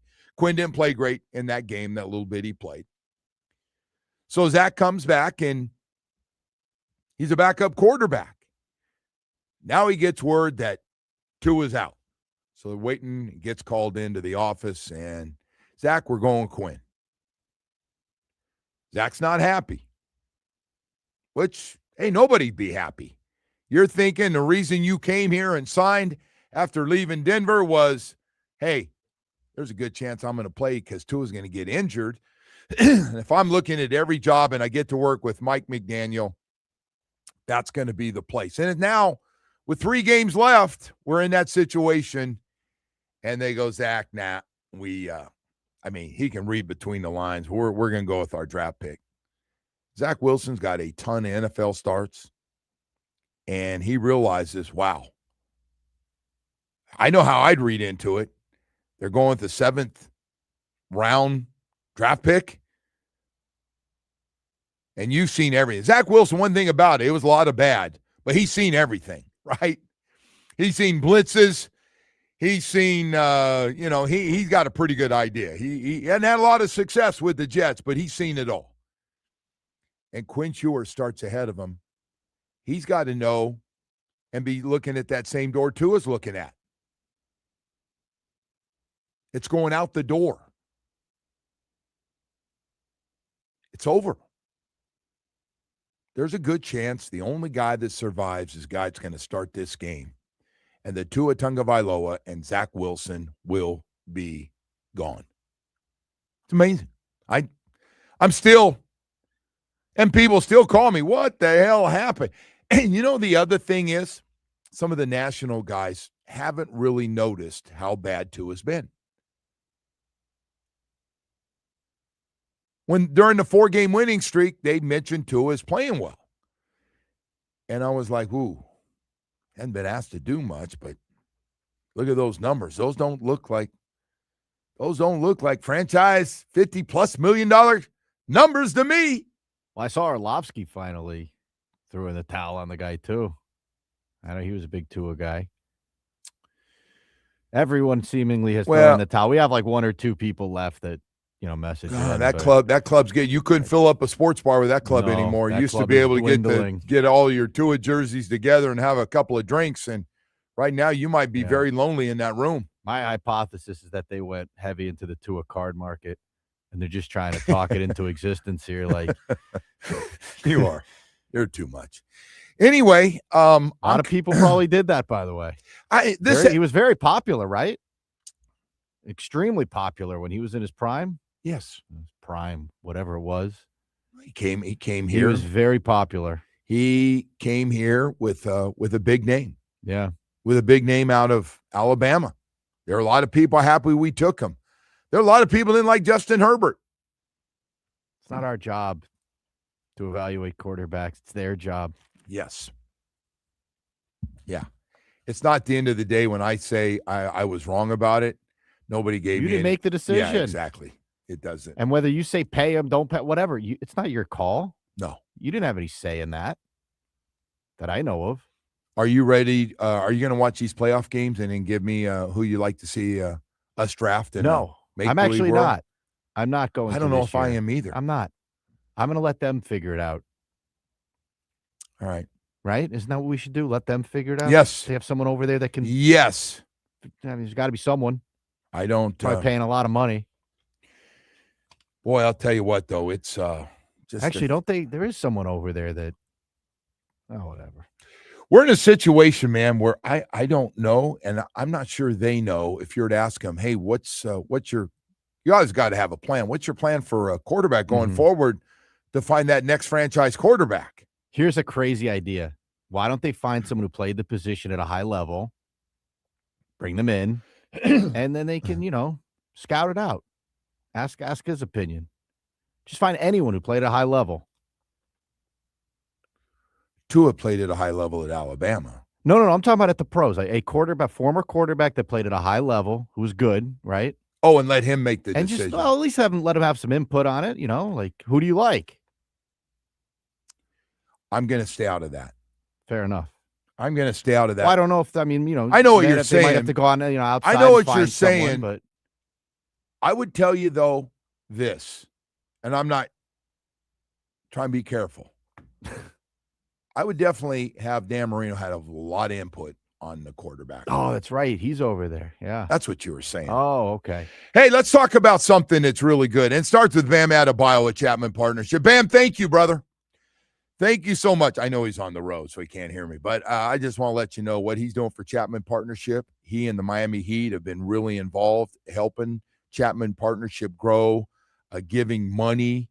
It is amazing to go to Chapman Partnership and see the work they're doing for the homeless. 30 years. The 30th anniversary is here, and we're just about done. 30 years of helping more than 145,000 individuals and families to overcome being homeless and get them back together, getting families back together. They got so many great programs, caring support and wraparound services to help rehabilitate and help you find a job and a place to live. They got so many great success stories. You talk about something that's working.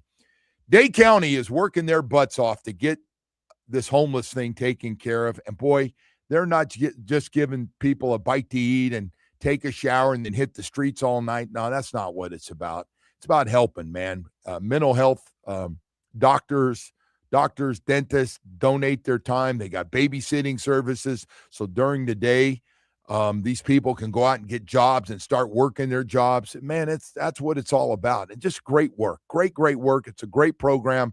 Chapman Partnership is done with their 2 facilities, but we got a lot of people that need help.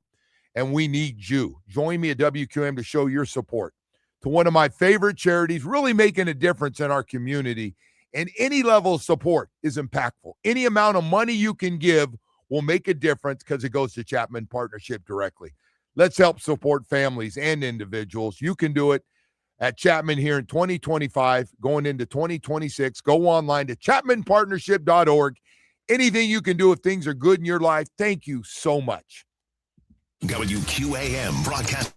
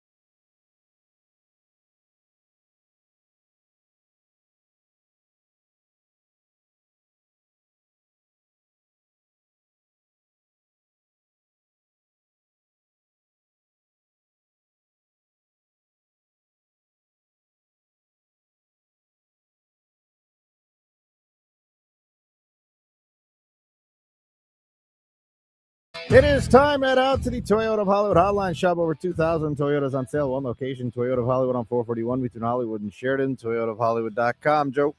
All right, Woody, thank you so much. Let's go right to him, man.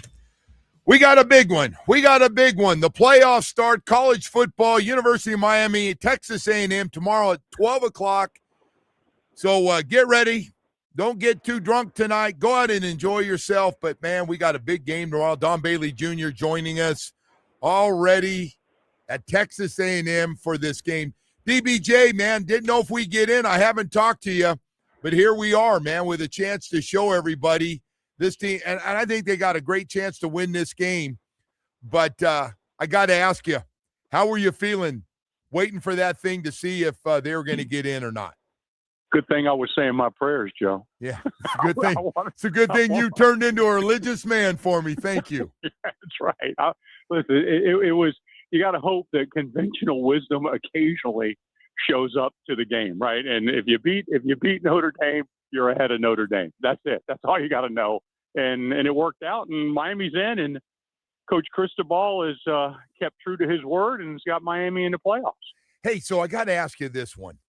Have you noticed or do you pay attention all the trash talking Texas A&M's had against some of the best players? I've been shocked. I think the coaches tried to put the fire out, but I guess Mario and the staff are aware of all the things that have been said about Ruben and everybody. I would say that they're aware, and I think everybody has made sure that everyone Texas A&M addressed on the Miami team is aware. Yeah, I think I appreciate A&M for filling up numerous bulletin boards for the University of Miami. Yeah. Our video time, however it is, and you look at it in today's world. But I think I was a little surprised. But I was too. Their coach is a bit of a high-strung guy too. So I mean, it doesn't surprise me. Well, listen, let's get into the good stuff of this game. For me, Carson Beck, obviously, but they've been talking about their pass rush and how good it is. They got 41 sacks, and I'm sure a lot of pressures with it. But I think the strength of this team, and I sat back, and the defense been great. I think pass protection is absolutely what the Miami Hurricanes do best. It's as good as I can ever remember. How about for you?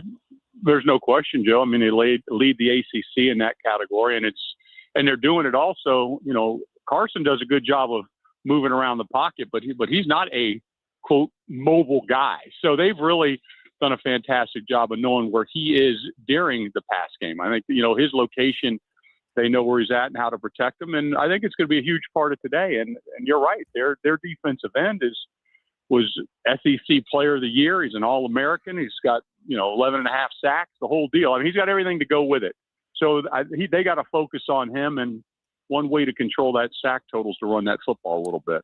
I always believe this, too. I think you do, too. This is where the best players and the guys getting ready to get drafted, where this is a chance for them to shine, right? You need your guys who have been the best players all year to play like it in the biggest game. I'm glad you bring that up, because I was thinking about this, when I started really studying Texas A&M and obviously familiar with Miami. But here's the fact. If I'm an NFL scout, I'm throwing this tape on. I'm throwing the Notre Dame tape. Right. And really, you got the first game and the last game to date. Right then and there, I think you're going to get the best analysis you can get. And for both sides. And A&M's got a bunch of pros on it too now. So, this is an NFL scouting tape, and the guys know that. The tape never lies, Joe. You know that. You're sitting in there, you're watching. There's a difference between this team and other teams that Miami has played. Size, speed, production, all categories. Line of scrimmage, going to be big on both sides, because we could talk about run defense, and the Canes need to be strong. And by the way, before we get into run defense, has Moten just exploded over the last few games on how much better he's playing at defensive tackle? Yeah, he really has. And I don't know if a lot of people realize, that position comes up with 5 tackles in a day and a couple pressures or a sack. That's a monster day for that position. And he is really, he's found his groove. Damian Lewis is the coach, and I think that's sinking in. He's got an NFL coach on the inside, an NFL coach with Taylor on the outside. I think the technique is starting to pay off, and he's going to be a big part of today because I think the way to handle their quarterback is to pressure him up the middle and then flush him into those two defensive ends of Miami. Just listening to Texas A&M without getting into all the trash talk, they make it sound like they're not worried about Mesidor and Bain on the outside. There could be a lot of one-on-one situation. That's going to be kind of a fun watch, isn't it? If you believe that they'll go one-on-one with their tackles.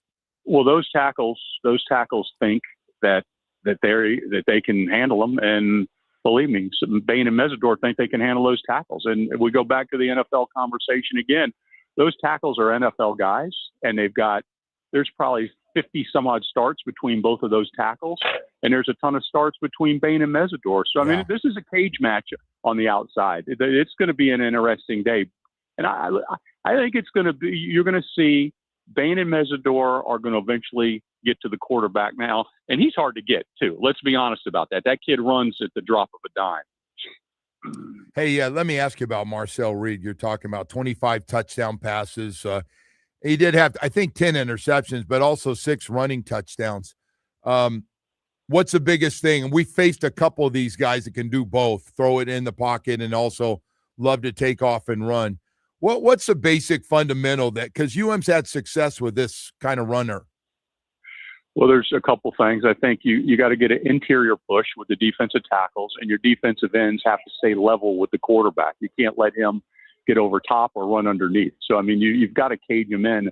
But I think the number one rule, if I got a choice, and I would almost take a penalty for it, is hit that guy. You hit those guys enough, Joe, they're not used to that. They don't get hit at practice. They don't get hit anywhere. And you start thumping them a little bit, it starts changing the way that they think and their mannerisms. And I think that's the number one priority for me. And look what it did to C.J. Bailey, the kid from NC State. You know, everybody was talking about he's going to come down here and shred Miami, and he's hot. You hit him a few times. They didn't get across the 50-yard line. You know what I mean? So I think that's a big payday. And you know, you really, I don't know, people don't talk about it as a game plan, but you have to have that opportunity. If you have that opportunity, you got to stroke that guy. You see a lot of blitzes from this Canes defense getting after it, shooting gaps. They had the safeties, especially getting Keontae back would be huge.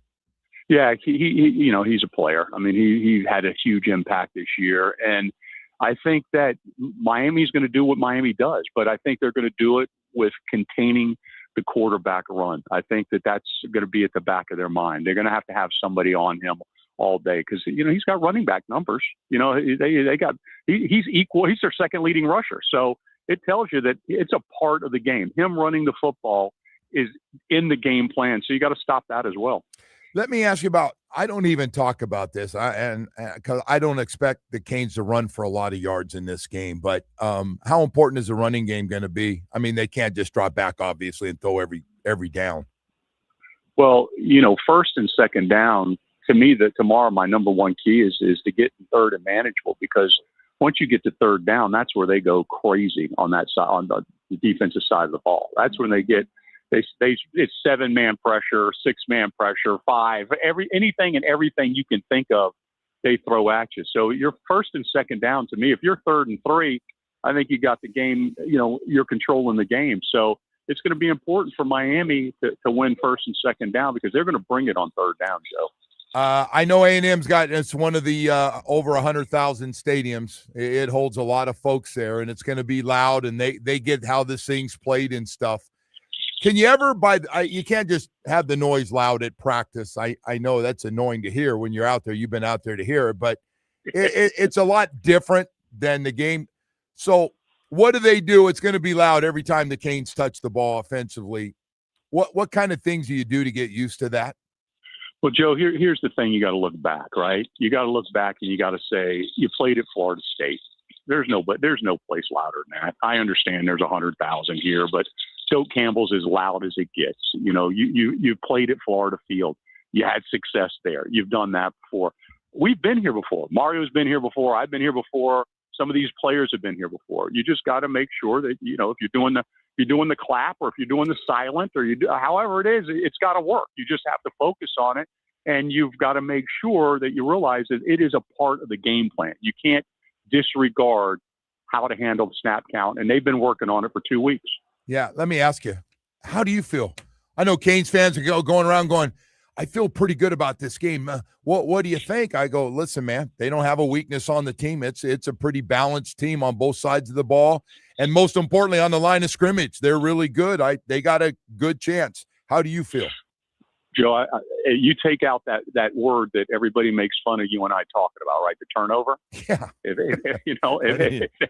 If that doesn't surface, Mario Cristobal will have these kids ready to play. They are ready to go. There's no ifs, there's no ands, there's no buts. Now, okay, what happens when there's mistakes? What happens if there's turnovers? What happens if you give up explosives? I don't know, but I know this, that these kids will come out through the tunnel and they understand where they are. And the other guy that understands how to get them there is their head coach. Yeah. By the way, turnover, I stayed away from is still the most important stat. Heck, Mike McDaniel was talking about the other day, and I was thinking about you, DBJ. Hey, brother, thank you, man. Have a great one. Can't wait for tomorrow to hear you guys. Okay, JoJo. See you later. Hey, have a Merry Christmas, bro. Yeah, right at you, brother. Right back at Okay. you, DBJ. We got to get together soon. I'll talk to you later. All right. Got to talk about Atlantic Men's Clinic, ED and low T, man. Sex drive, energy level. How you doing with everything, man? If you're struggling right now, do yourselves a great holiday favor. Really. Christmas or anything else. Go to Atlantic Men's Clinic. Get on the program. It just changes your life. It's amazing. It really is. I had low T and ED, and I mean low, and I mean ED. I had it. Not a little bit. I had the whole thing. Sex drive was gone. Man, I got to tell you, Atlantic Men's Clinic, just amazing. Just amazing. And I'm telling everybody for the holiday gift, if you want a gift, instead of like your family gives you the same stuff just tell them, give me the Atlantic Men's Clinic. Let me do that. I'll be better for the whole family. More energy to spend quality time with my family and vacations. And ED, man, I don't know about you, but having my sex drive back is important. Hey, listen, here's the deal. Atlantic Men's Clinic, it works. It's unbelievable. It happens quickly. You set up that first appointment. You get the PSA test done. You meet with their professional staff. You go to one of those 7 locations, including a brand new one in Hollywood. Call them and set it up, 877-455-7300. They meet with you. They take the testing, they get the numbers, and they put you on a program, and you are off and running. Thank you so much, Atlantic Men's Clinic. I can't thank you enough for the results I've had. I know.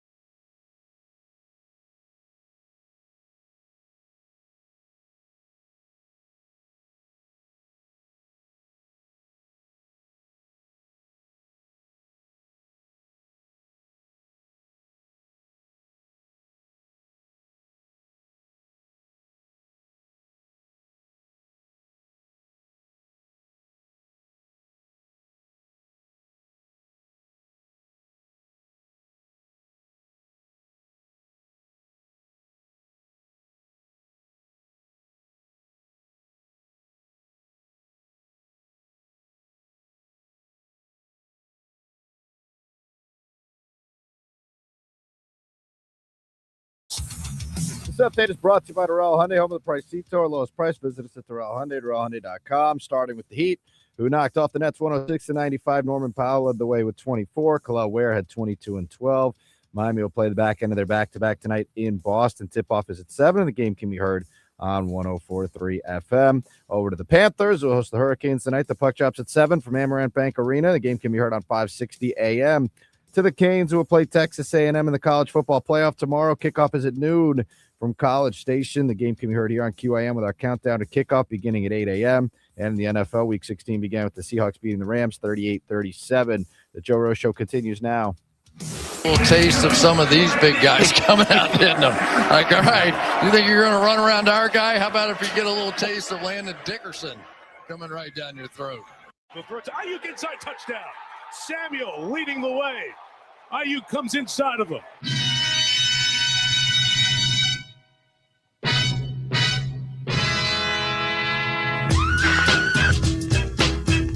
Hope everybody's okay after that one. Wow. Hey, what a game last night, by the way. Happy Football Friday, our last hour of the weekend. And then, man, I just feel like it just all starts up. I find myself already trying to figure out how to do family stuff and watch these games at the same friggin' time. I never get tired of watching sports in general. And this time of the year where even the NFL games feel like playoff games. They do. For a lot of teams, not Dolphins, but for a lot of teams. There's going to be a lot of games coming up, and it's going to be hard to match what took place last night. Thursday night football was unbelievable. The Rams were up 14 points and just looked like they were playing throw and catch. Matthew Stafford was just on fire. Puka Nacua was unbelievable. 12 catches, 225 yards. He's running across the middle, and you're like, couldn't figure out how to cover him. So they're up 30-14 going in the fourth quarter. And I'm like, man, they hadn't even slowed them down. They get another score. Seattle comes back, shuts them out in the fourth quarter, and they come back to tie that game up, get it into overtime, and then in overtime, Rams score, go up 7. You know how the overtime rules. Both teams get the ball. Seahawks come back, score, go 2-point conversion right away. Ballsy. 2-point conversion. How many coaches go 2-point conversion? I know it's at home. I don't know the analytics on it, but they win the game. So the Seahawks sitting here, the best record in the NFC, 12-3. And a big win for them in that crazy NFC West right now between the Rams, the Seahawks, and the 49ers, who play the Colts, who are going to get another win this week, most likely, playing against a 44-year-old quarterback. Anyway, we'll have a lot of that stuff coming up because Mike Florio from Pro Football Talk's going to join us. And well, most importantly, we're going to get your picks in the final segment. And I hope you're feeling a bounce back here this week. I have a rough one last week. 3-7. Oh, you know what? Not good. That'll get you fired. Yeah. That'll get you That's benched. true. That will put you in an emergency situation. Emergency. Mm-hmm. And we're going right to the third stringer. We're not even we're going to skip the back. No. We see how that works around here. You're right. No Zach Wilson, right to the back. Man, I right was to the third stringer. I was thinking about this too. Like, so Mike had to know, like, coming home, right? Monday Night Football. Yeah. We're flying home. We take off at 3 a.m. We get back at 5. And he's got to be up there in the front. And he's with his coaches. They're away from the players in this huge plane we take. He had to be thinking about all these things, right? Well, not only do I bench Tua, do you believe? Well, it was which his one decision? of those two? 100%. You think it was Mike's decision? Well, you think Stephen Ross all of a sudden jumping in? I don't think Mike made that decision by himself. I do. I'm curious what Florio thinks. I think You can ask him about it, 100%. No way. No way? I think no way, your 100%. way. 100%. No way. So Stephen Ross does not have a track record of telling his coaches what or his GMs what to do. Yeah, but if you're going to bench his franchise quarterback? Oh, he checked with them. Yeah, you got to check with them. Either that or the new GM was like, hey, play the rookie because I want to see what this guy can Our do. GM's not in that situation to be telling him what to do. Ah, man, I have a tough time thinking that Interim was just Mike on his interim own. guys don't do that. So, because I would think Mike would want to ride with Tua till, no, I would think he'd go down with the ship, to be not honest. if it's costing you games. So Mike had to have conversation with Stephen Ross because of the money. I don't disagree with that part, and told him what he wanted to do. But then why skip over Zach Wilson? I think that he got word that they were like, hey, play the draft pick. Let's see if he has anything. And if we lose, we lose, and we'll move up the board. I just feel like they made up their mind. Again, I don't know any of this stuff for sure. I heard Brian Baldinger just rip Zach Wilson yesterday about his reputation. Just killed him. Well, obviously it's not good. And Zach Wilson had to go in there. Quinn went in there, and Tua all went in there to find out. Two of them got bad news, and one guy got great news. And Zach Wilson, what did I do? What a freaking train wreck, man. It's unbelievable. How bad is this thing? Whew. Now the question is, does Mike McDaniel survive this whole thing? No. So, we're going to let Mike talk I about like that. Mike. You like Mike? No way, man. You got to clean house. You just have Quarterback's going to be out. The GM's gone. Yeah. The guy in the middle. You can't just leave the coach. But we'll ask. Hey, listen, it's a great question. It's more than fair that all of a sudden everybody thinks, well, first of all, I don't believe the owner, who I don't think was at the game, would have called and said, I want him out now. Get rid of him. I don't think that's not Stephen Ross's style. I actually think Mike had very little to do with that decision. Where's that coming from? Just my hunch. The same hunch that led me to believe he was going to get benched. Okay. Was there a little arrogance to that, the way you said that? that? I didn't do a victory lap on you did. yet. No, I did not. Are. You're a little jerky. That's what you are. You are. It's a part of me that, you told me it's he bad. was going to be starting the rest of the season. He would be here next season. And by the way, you have done a major turn on the guy, too, because you've been smashing him. Who? You've been Tua. You've been dogpiling the heck out of the terrible. guy. When he got bad, what am I supposed to come in here and go, you guys, the numbers are down. He's getting slower. He can't slide. He can't move. And he can't throw. You could join the 2 people left on our YouTube chat that support him. You could be part of the Tua club. Anyway, hey, listen, let's go to break here. We'll come back. We'll talk to Mike Florio about all this stuff and all the conspiracy theories and what people think about this Tua and going forward with Quinn Ewers. We'll have all that next. Don't go away. The Joe Rose Show is presented by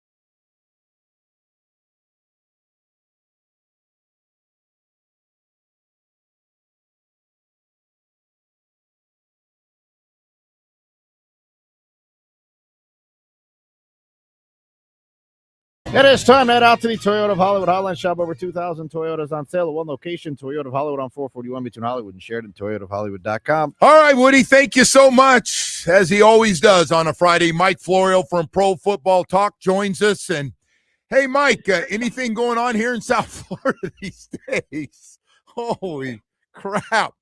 Hey, so, Mike, I got to ask you to start with, were you surprised as badly as he played Monday Night Football through the first three quarters against the Steelers? Were you surprised that Mike made the move? No, I wasn't surprised. It's still jarring when it happens, but, he had made the comment, everything's on the table after one of the not so great games from Tua Tagovailoa earlier this year. He quickly the next day said that doesn't mean Tua will be benched, but that door had already been cracked open a little bit. And so when he said it on Tuesday, the morning after a game that featured, and look, I don't want to be overly critical of Tua, but we have to be realistic. He gets those moments, Joe, 2 or 3 times a game where the first read isn't there. He's got a defender running right at him, and it's like system overload, system shutdown. Yes. Doesn't throw the ball away, just completely freezes. You can't have that. You just can't have that. And it becomes disqualifying when you can't coach it out of the guy. Now, maybe another coach somewhere thinks that he'll be the one to figure out how to get to it, to just throw the ball away in that moment. But when Mike said what he said Tuesday, it became obvious what was coming Wednesday. We spent a lot of time Wednesday morning on PSE Live talking about Tua to the bench, Quinn Ewers. I had heard that they want to see what Quinn Ewers can do. And look, if Quinn Ewers can be the guy, it really does help balance out the significant cap charges they're going to take on Tua's contract. You got a guy who's a 7th-round rookie on a slotted contract that's as cheap as it can be for a quarterback, and you can't give him another contract even if you want to until after his 3rd season. So if Quinn can play, that gives them a get-out-of-purgatory free card for the Tua back end of the contract. So it doesn't surprise me. They got 3 games to see if Ewers is the guy. It's data points in advance of what they're going to do at quarterback next year. And it's also, I think, a self-preservation move by a coach who's going to be working for a new GM. And Mike McDaniel needed to be able to demonstrate flexibility and willingness to move on from Tua. And obviously, Tua is not going to be there next year. We all agree on that. There's this, he can't come back from this. I agree. They're about ready to take the big cap hit and pay him his money and move on. Hey, Mike, we got all kinds of stuff coming in today. I'm going to hit you with all of it here. Do you think Stephen Ross was involved in this decision? He was definitely told about it before it happened, but do you think he made the decision that he called Mike and said, try somebody else? I don't know that any owner makes a decision. One of the benefits of being a multi-billionaire is that you never have to say, do this. If the people you pay a lot of money to who are surrounding you are astute, they pick up on your cues, they interpret things from your questions, you never have to say, do this. You never have to call rank. That's how I believe Jimmy Haslam has run the Browns from the day that he bought them. So he can say with a straight face, I don't make any of the decisions. No, but the things you say in the presence of your key employees make the decisions. It lets them know if they want to continue to be your employees, these are the decisions they're going to make.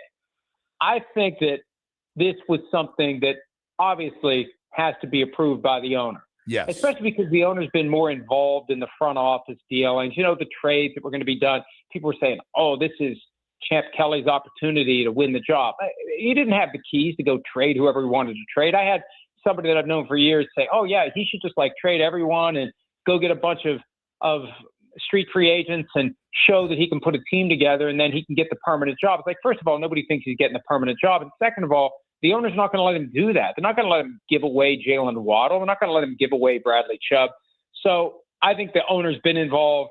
And I think this ultimately came from the logical conclusion. When you have 4 straight wins where you are trying to navigate around one of the highest paid players in the league, and then when the run game is taken away and one of the highest paid players in the league can't deliver, you get to a point where you're going to lose the locker room if you don't make a change. I agree. That's the other wild card in all this. And there's nothing wild about it. If the locker room is out on a guy and the coach continues to cling to him, the locker room is going to be out on the coach. So, Mike, so Chris Greer's out. Tua's going to be out. So that leaves the one guy. And we had a big alumni function last night for the 60-year anniversary of the Miami Dolphins. And people want to know, like, so does Mike McDaniel, is he safe? You think it's still open? You think the owner's made up his mind to keep him? It all comes down to who the GM is and whether or not the GM is going to be given full reign to run the team the way that he sees fit. And this is what happens when you do half measures. This is what happens when the coach and the GM don't have equal accountability. And I'm not saying that Mike should have been fired with Chris Grier. I'm saying when you fire one or the other, you create these scenarios. And when you fire the GM and keep the coach, you know, anyone out there that aspires to be a GM, they scout players and they scout coaches. The new GM is going to show up with a list in his pocket of the 5 coaches that he'd like to work with. And unless Mike McDaniel happens to coincidentally be on that list, one of the realities is as we move forward, we wait for the moment that the new GM makes a change. I'll give you an example. When Bob Quinn became the GM of the Lions, Jim Caldwell was the head coach. Jim Caldwell was doing a pretty good job. Jim Caldwell arguably shouldn't have gotten fired. But Bob Quinn had at the top of his list his New England colleague, Matt Patricia, and he was bound and determined to get Matt Patricia to Detroit. That's how those things happen. So if McDaniel's going to have a chance, if he's not already on the new GM's list, he better earn a spot on the GM's list. And one way to do it is to show I'm not tied to Tua. Forget about that FaceTime from when I got hired. That was all what I had to do to try to strike the right relationship. I'm not, you know, stubborn. I'm not unrealistic. I'm not the one that gave him $53 million a year. That's another thing that fascinates me, Joe, because I can't rule out the possibility that someone within the organization could become the new GM. One of the folks already there, if they want to keep Mike, that may be a way to do it. And when you go back and reconstruct the events surrounding Tua's contract that they never should have given him, man, if there was anybody on the record in the building saying we shouldn't do this, that person looks like a genius. Now, not that it took a genius to come to the conclusion that they shouldn't have done it, that they didn't need to do it, but if somebody was standing up, remember when in the Giants Hard Knocks offseason, they were talking about what to do with Saquon, and one of the execs was like, are we sure we want to do this? Like, that guy should be the GM. You know? So there's somebody in there that was saying, hey, no, we don't need to give Tua $53 million a year. We don't need to do anything. He's in his 5th-year option. We're bidding against no one. So I think that there may be a way to have some kind of continuity if Stephen Ross thinks there's an internal candidate who he has faith in, born from the fact that person was saying, I don't think we should be giving Tua $53 million a year. Mike, so you can imagine what this week's been like since this has come down and what happened to Tua. What do you think happened to Tua? Why he is so much worse than he's been? Like his drop off over the last 2 years. I mean, it is frightening where he is right now. He does it. Whatever you want to say, I can't disagree. I've heard about everything. He's scared. He's worried about getting hit. He can't throw it. He's got no confidence. I go, yeah, that could all be true. What do you think has happened? Well, let me put it this way. I think the one obligation that we all have in life is to get the most out of our inherent talents, wherever they came from, whatever we believe, God-given, just natural DNA, however we have the things we do that we do well. Our responsibility, I believe, is to maximize those talents to the best of our ability. Tua has maximized his inherent talents as best as he can. He's not very tall. His arm's not naturally strong. You could look at him and look at all the measurables and say, okay, probably not an NFL quarterback. Look at what he's done with the natural talent that he has, with the propensity for head injuries because he's not a very big guy. He gets thrown around. Remember that Bengals game? Oh, do I? He was like a rag doll. Yeah. He was like a rag doll. So, and I remember the first time I was ever around, and I think it was Boomer Esiason and Dan Marino. At one of the Super Bowls at the media center, I was talking to the two of them, and it's like, dude, where's the beanstalk? Like, you don't appreciate how big these guys are until you're standing next to them. And I'm Tua's size. And I'm standing there looking up at these guys saying, holy crap. So, you know, as Sim said yesterday when we were talking about this on the show, size is a skill. You're bigger, you're stronger. You can. So my point is this. Tua deserves admiration and applause and acclaim for what he's been able to do because the deck was stacked against him. He shouldn't have been the 5th overall pick, frankly. He shouldn't have gotten a $53 million contract. But you know what? He positioned himself to get it. He played well enough that someone gave it to him, even though they shouldn't have done it. So Tua checks the box of getting the absolute most out of his God-given ability, and he hit a ceiling that he couldn't get through. It's that simple. There's a ceiling that he can't break through. I leave you with this on the Tua topic, which is obviously everybody's got an opinion on. That's all anybody's wanted to talk about here in South Florida over the last few days. So do you think he gets they're going to release him most likely? And so does anybody pick him up to be a starter? Does he get picked up at all? Or is there a chance he just shuts it down and says, I'm done? Well, here's how this works. First, we have the coaching carousel that's going to start to spin in 16 days. After the Week 18 games, we don't even wait till Black Monday. They start firing guys right after the games. Look at Gerard Mayo. I mean, they're still in the locker room, and Gerard Mayo's out. Right. So once we know who the coaches are next year, who the coordinators are next year, that's when the quarterback carousel starts to spin. Who's going to be available? Who's looking for veterans? And, you know, I talked about size. The reason Sims and I got down this path, his dad's coach, Bill Parcells, firm believer in quarterback can't be too short, can't be too tall. There's a range. And if you're above it or below it, you can't play quarterback for me. There's going to be coaches out there who are going to say, sorry, can't play for me. You're too short, period. No offense. Nice guy. You're too short. Can't play for me. So that's going to take him off the board. The durability issues are going to take him off the board.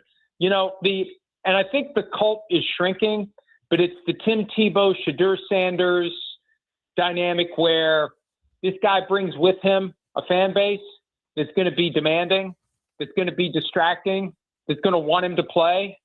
Is he going to be suited to being a backup? Will there just be too much coverage of him? Like, you know, backup quarterbacks have a specific lane that they need to fill, and some personalities are too big for that lane.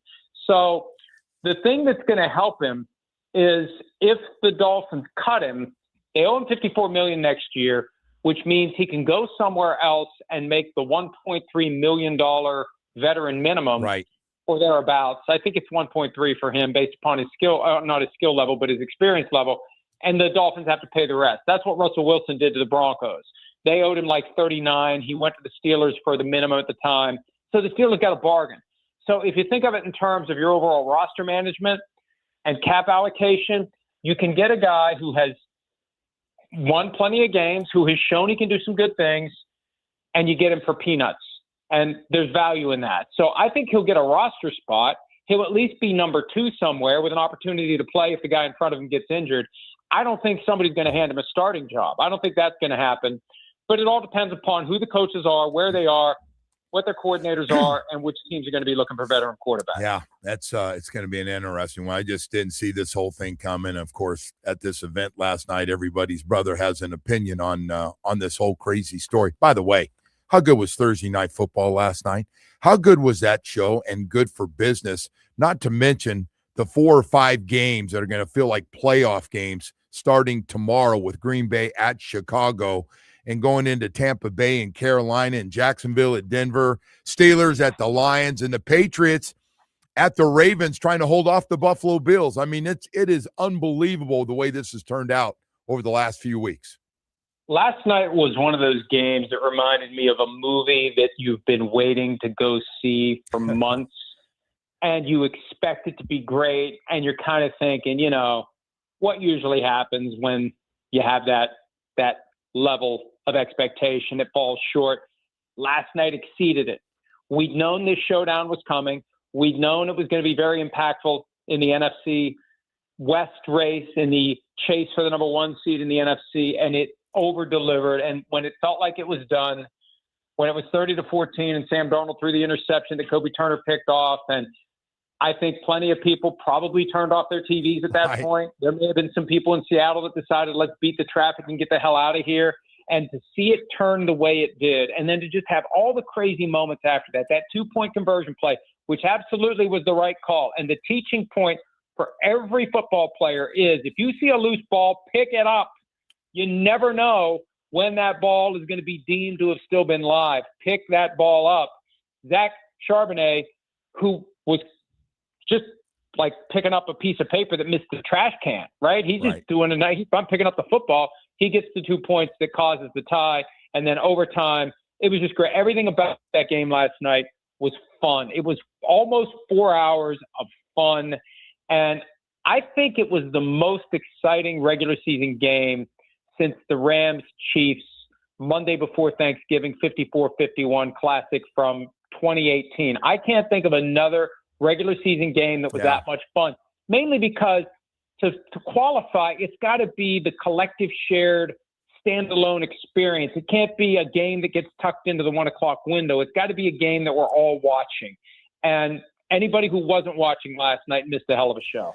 Mike, I know you said I got to wait till the end of the year to find out my MVP, and I know he lost last night, but my God, Matthew Stafford without one of his 2 sidekicks there, and Devontae Adams being out, 40 touchdowns now, 5 picks on the season. He's getting real close to getting that MVP, Mike. But here's the key. Are they going to get the 1 seed? Will the Bills win the division? Josh Allen's making a push here. Will the Patriots get the 1 seed? Drake May is still in the conversation. Once week 18 ends, it becomes a lot more clear. That doesn't mean it's going to be obvious, but it becomes a lot more clear. And Joe, hey, one last point from last night, which is just amazing to me. Because the Seahawks won, the team that came out of this with the biggest boost, who wasn't involved in the game at all, is the 49ers. Yes. All the 49ers have to do right now, for all the injuries, all the adversity, all the crap they've dealt with this year, they beat the Colts, they beat the Bears. It comes down to week 18 against the Seahawks. If they win their next 3 games, the 49ers get the bye week, get the 1 seed, get up to 2 games at home in the playoffs. And, oh, by the way, if they make it to the Super Bowl, it's in their stadium.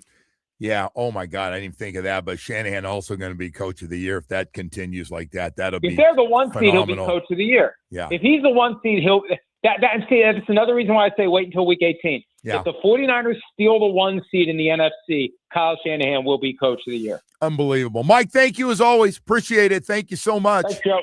All right. Mike Florio from Pro Football Talk joining us here to talk a lot about Tua, as well as what's going on in the National Football League. We've got to take a quick break. We got more stuff to get to right after this. Today's topics are sponsored by local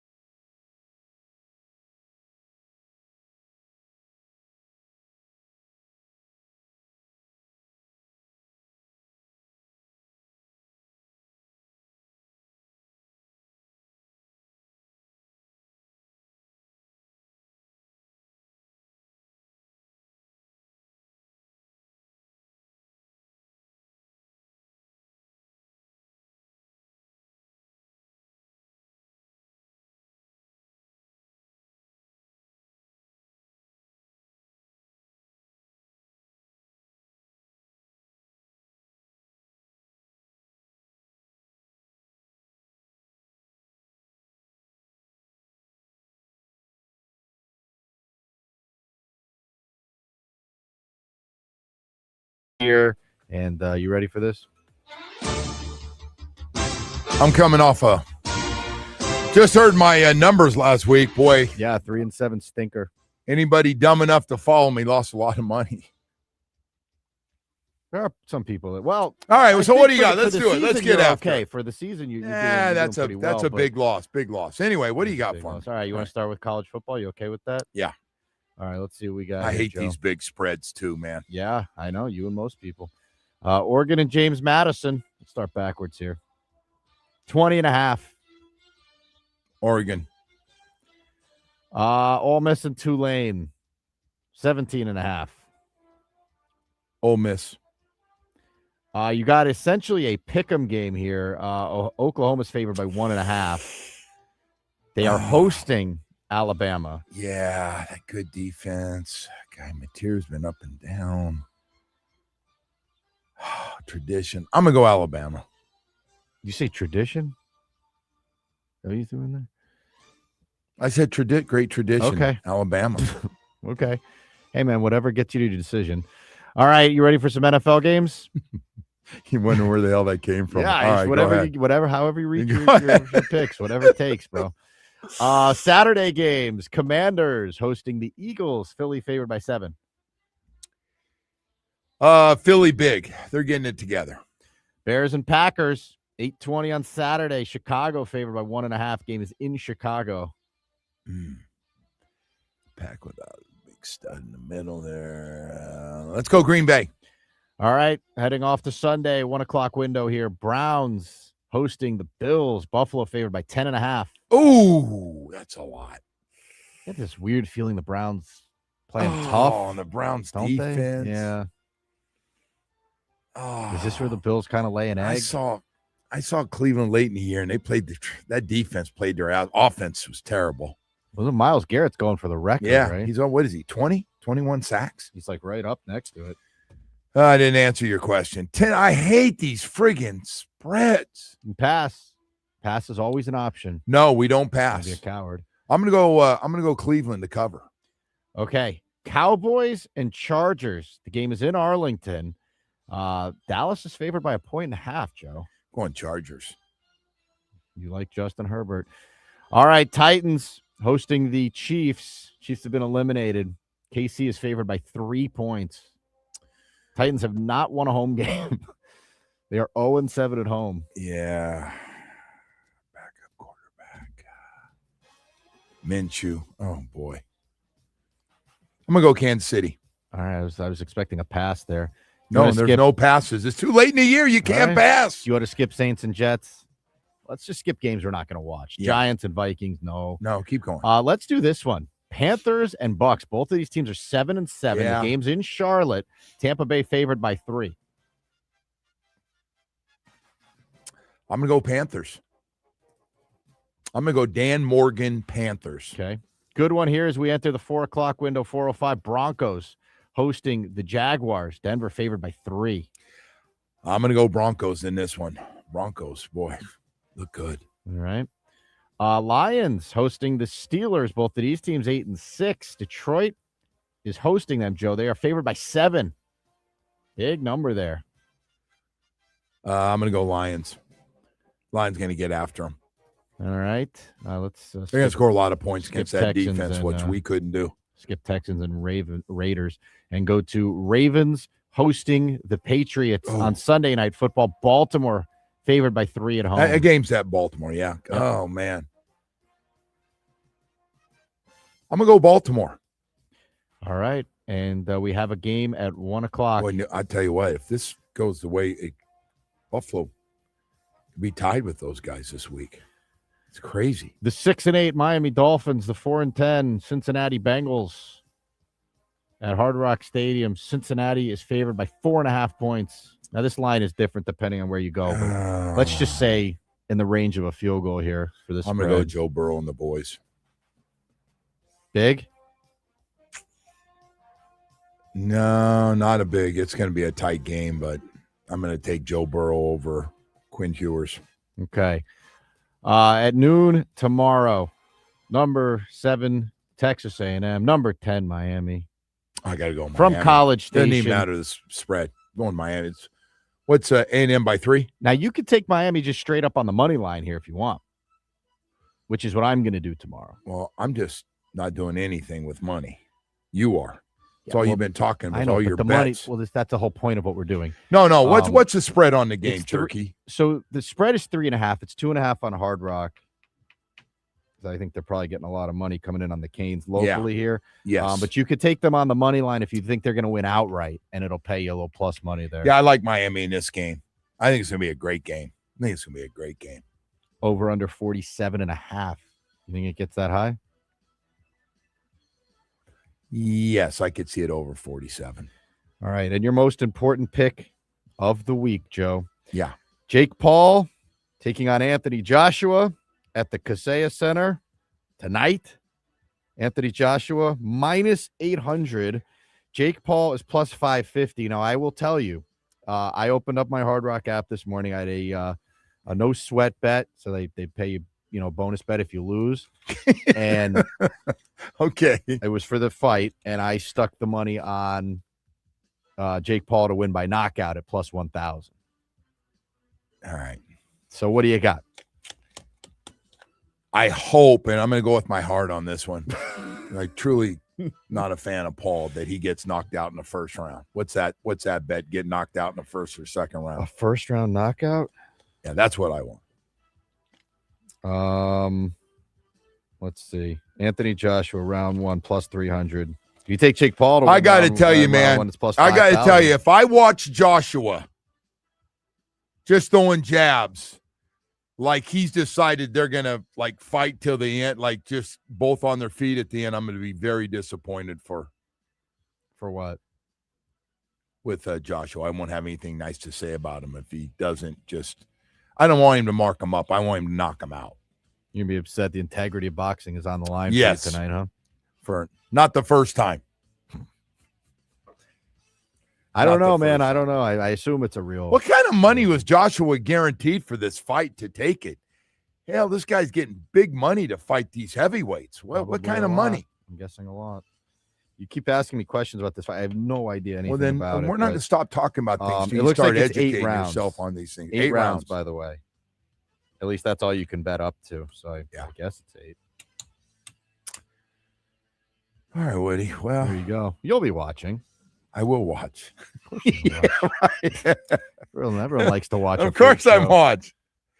I can't believe I have this weird feeling that I'm going to see you sitting ringside. No. This is this weird feeling. That's not going to happen. I don't know a lot, but that's not going to happen. I know the problem is you wouldn't tell me if you were going because you wouldn't want me to give you a hard time all week about it. Well, you give me a hard time anyway, but not about that. But there is a definite chance that we see you. There's no shot. I would tell you, I'm not going. What if Bo last minute is like, hey, I got ringside seats? I'm not going. Hey, Bo, I've got a whole bunch of stuff to do and very little time to do it. Yeah, but how many times are you going to see a Jake Paul fight? I don't need to see any. This is like when you went to those Tyson fights. I did get to see a lot of Tyson fights in person. They were great. That's different. That's a real fighter. That's a real boxer. Hey, man, Woody, been one hell of a week. I will say that. Huh? Still scratch. You got to admit, Woody, of all the things, you didn't see this one coming. No, Monday should be fun, by the way. How about Monday? Well, we got a lot Monday. A little recap action. Hopefully we have a happy University of Miami football coach. Or maybe no coach at all. Hey, that's going to do it for our show. Have a great weekend, everybody. Enjoy all the sporting events.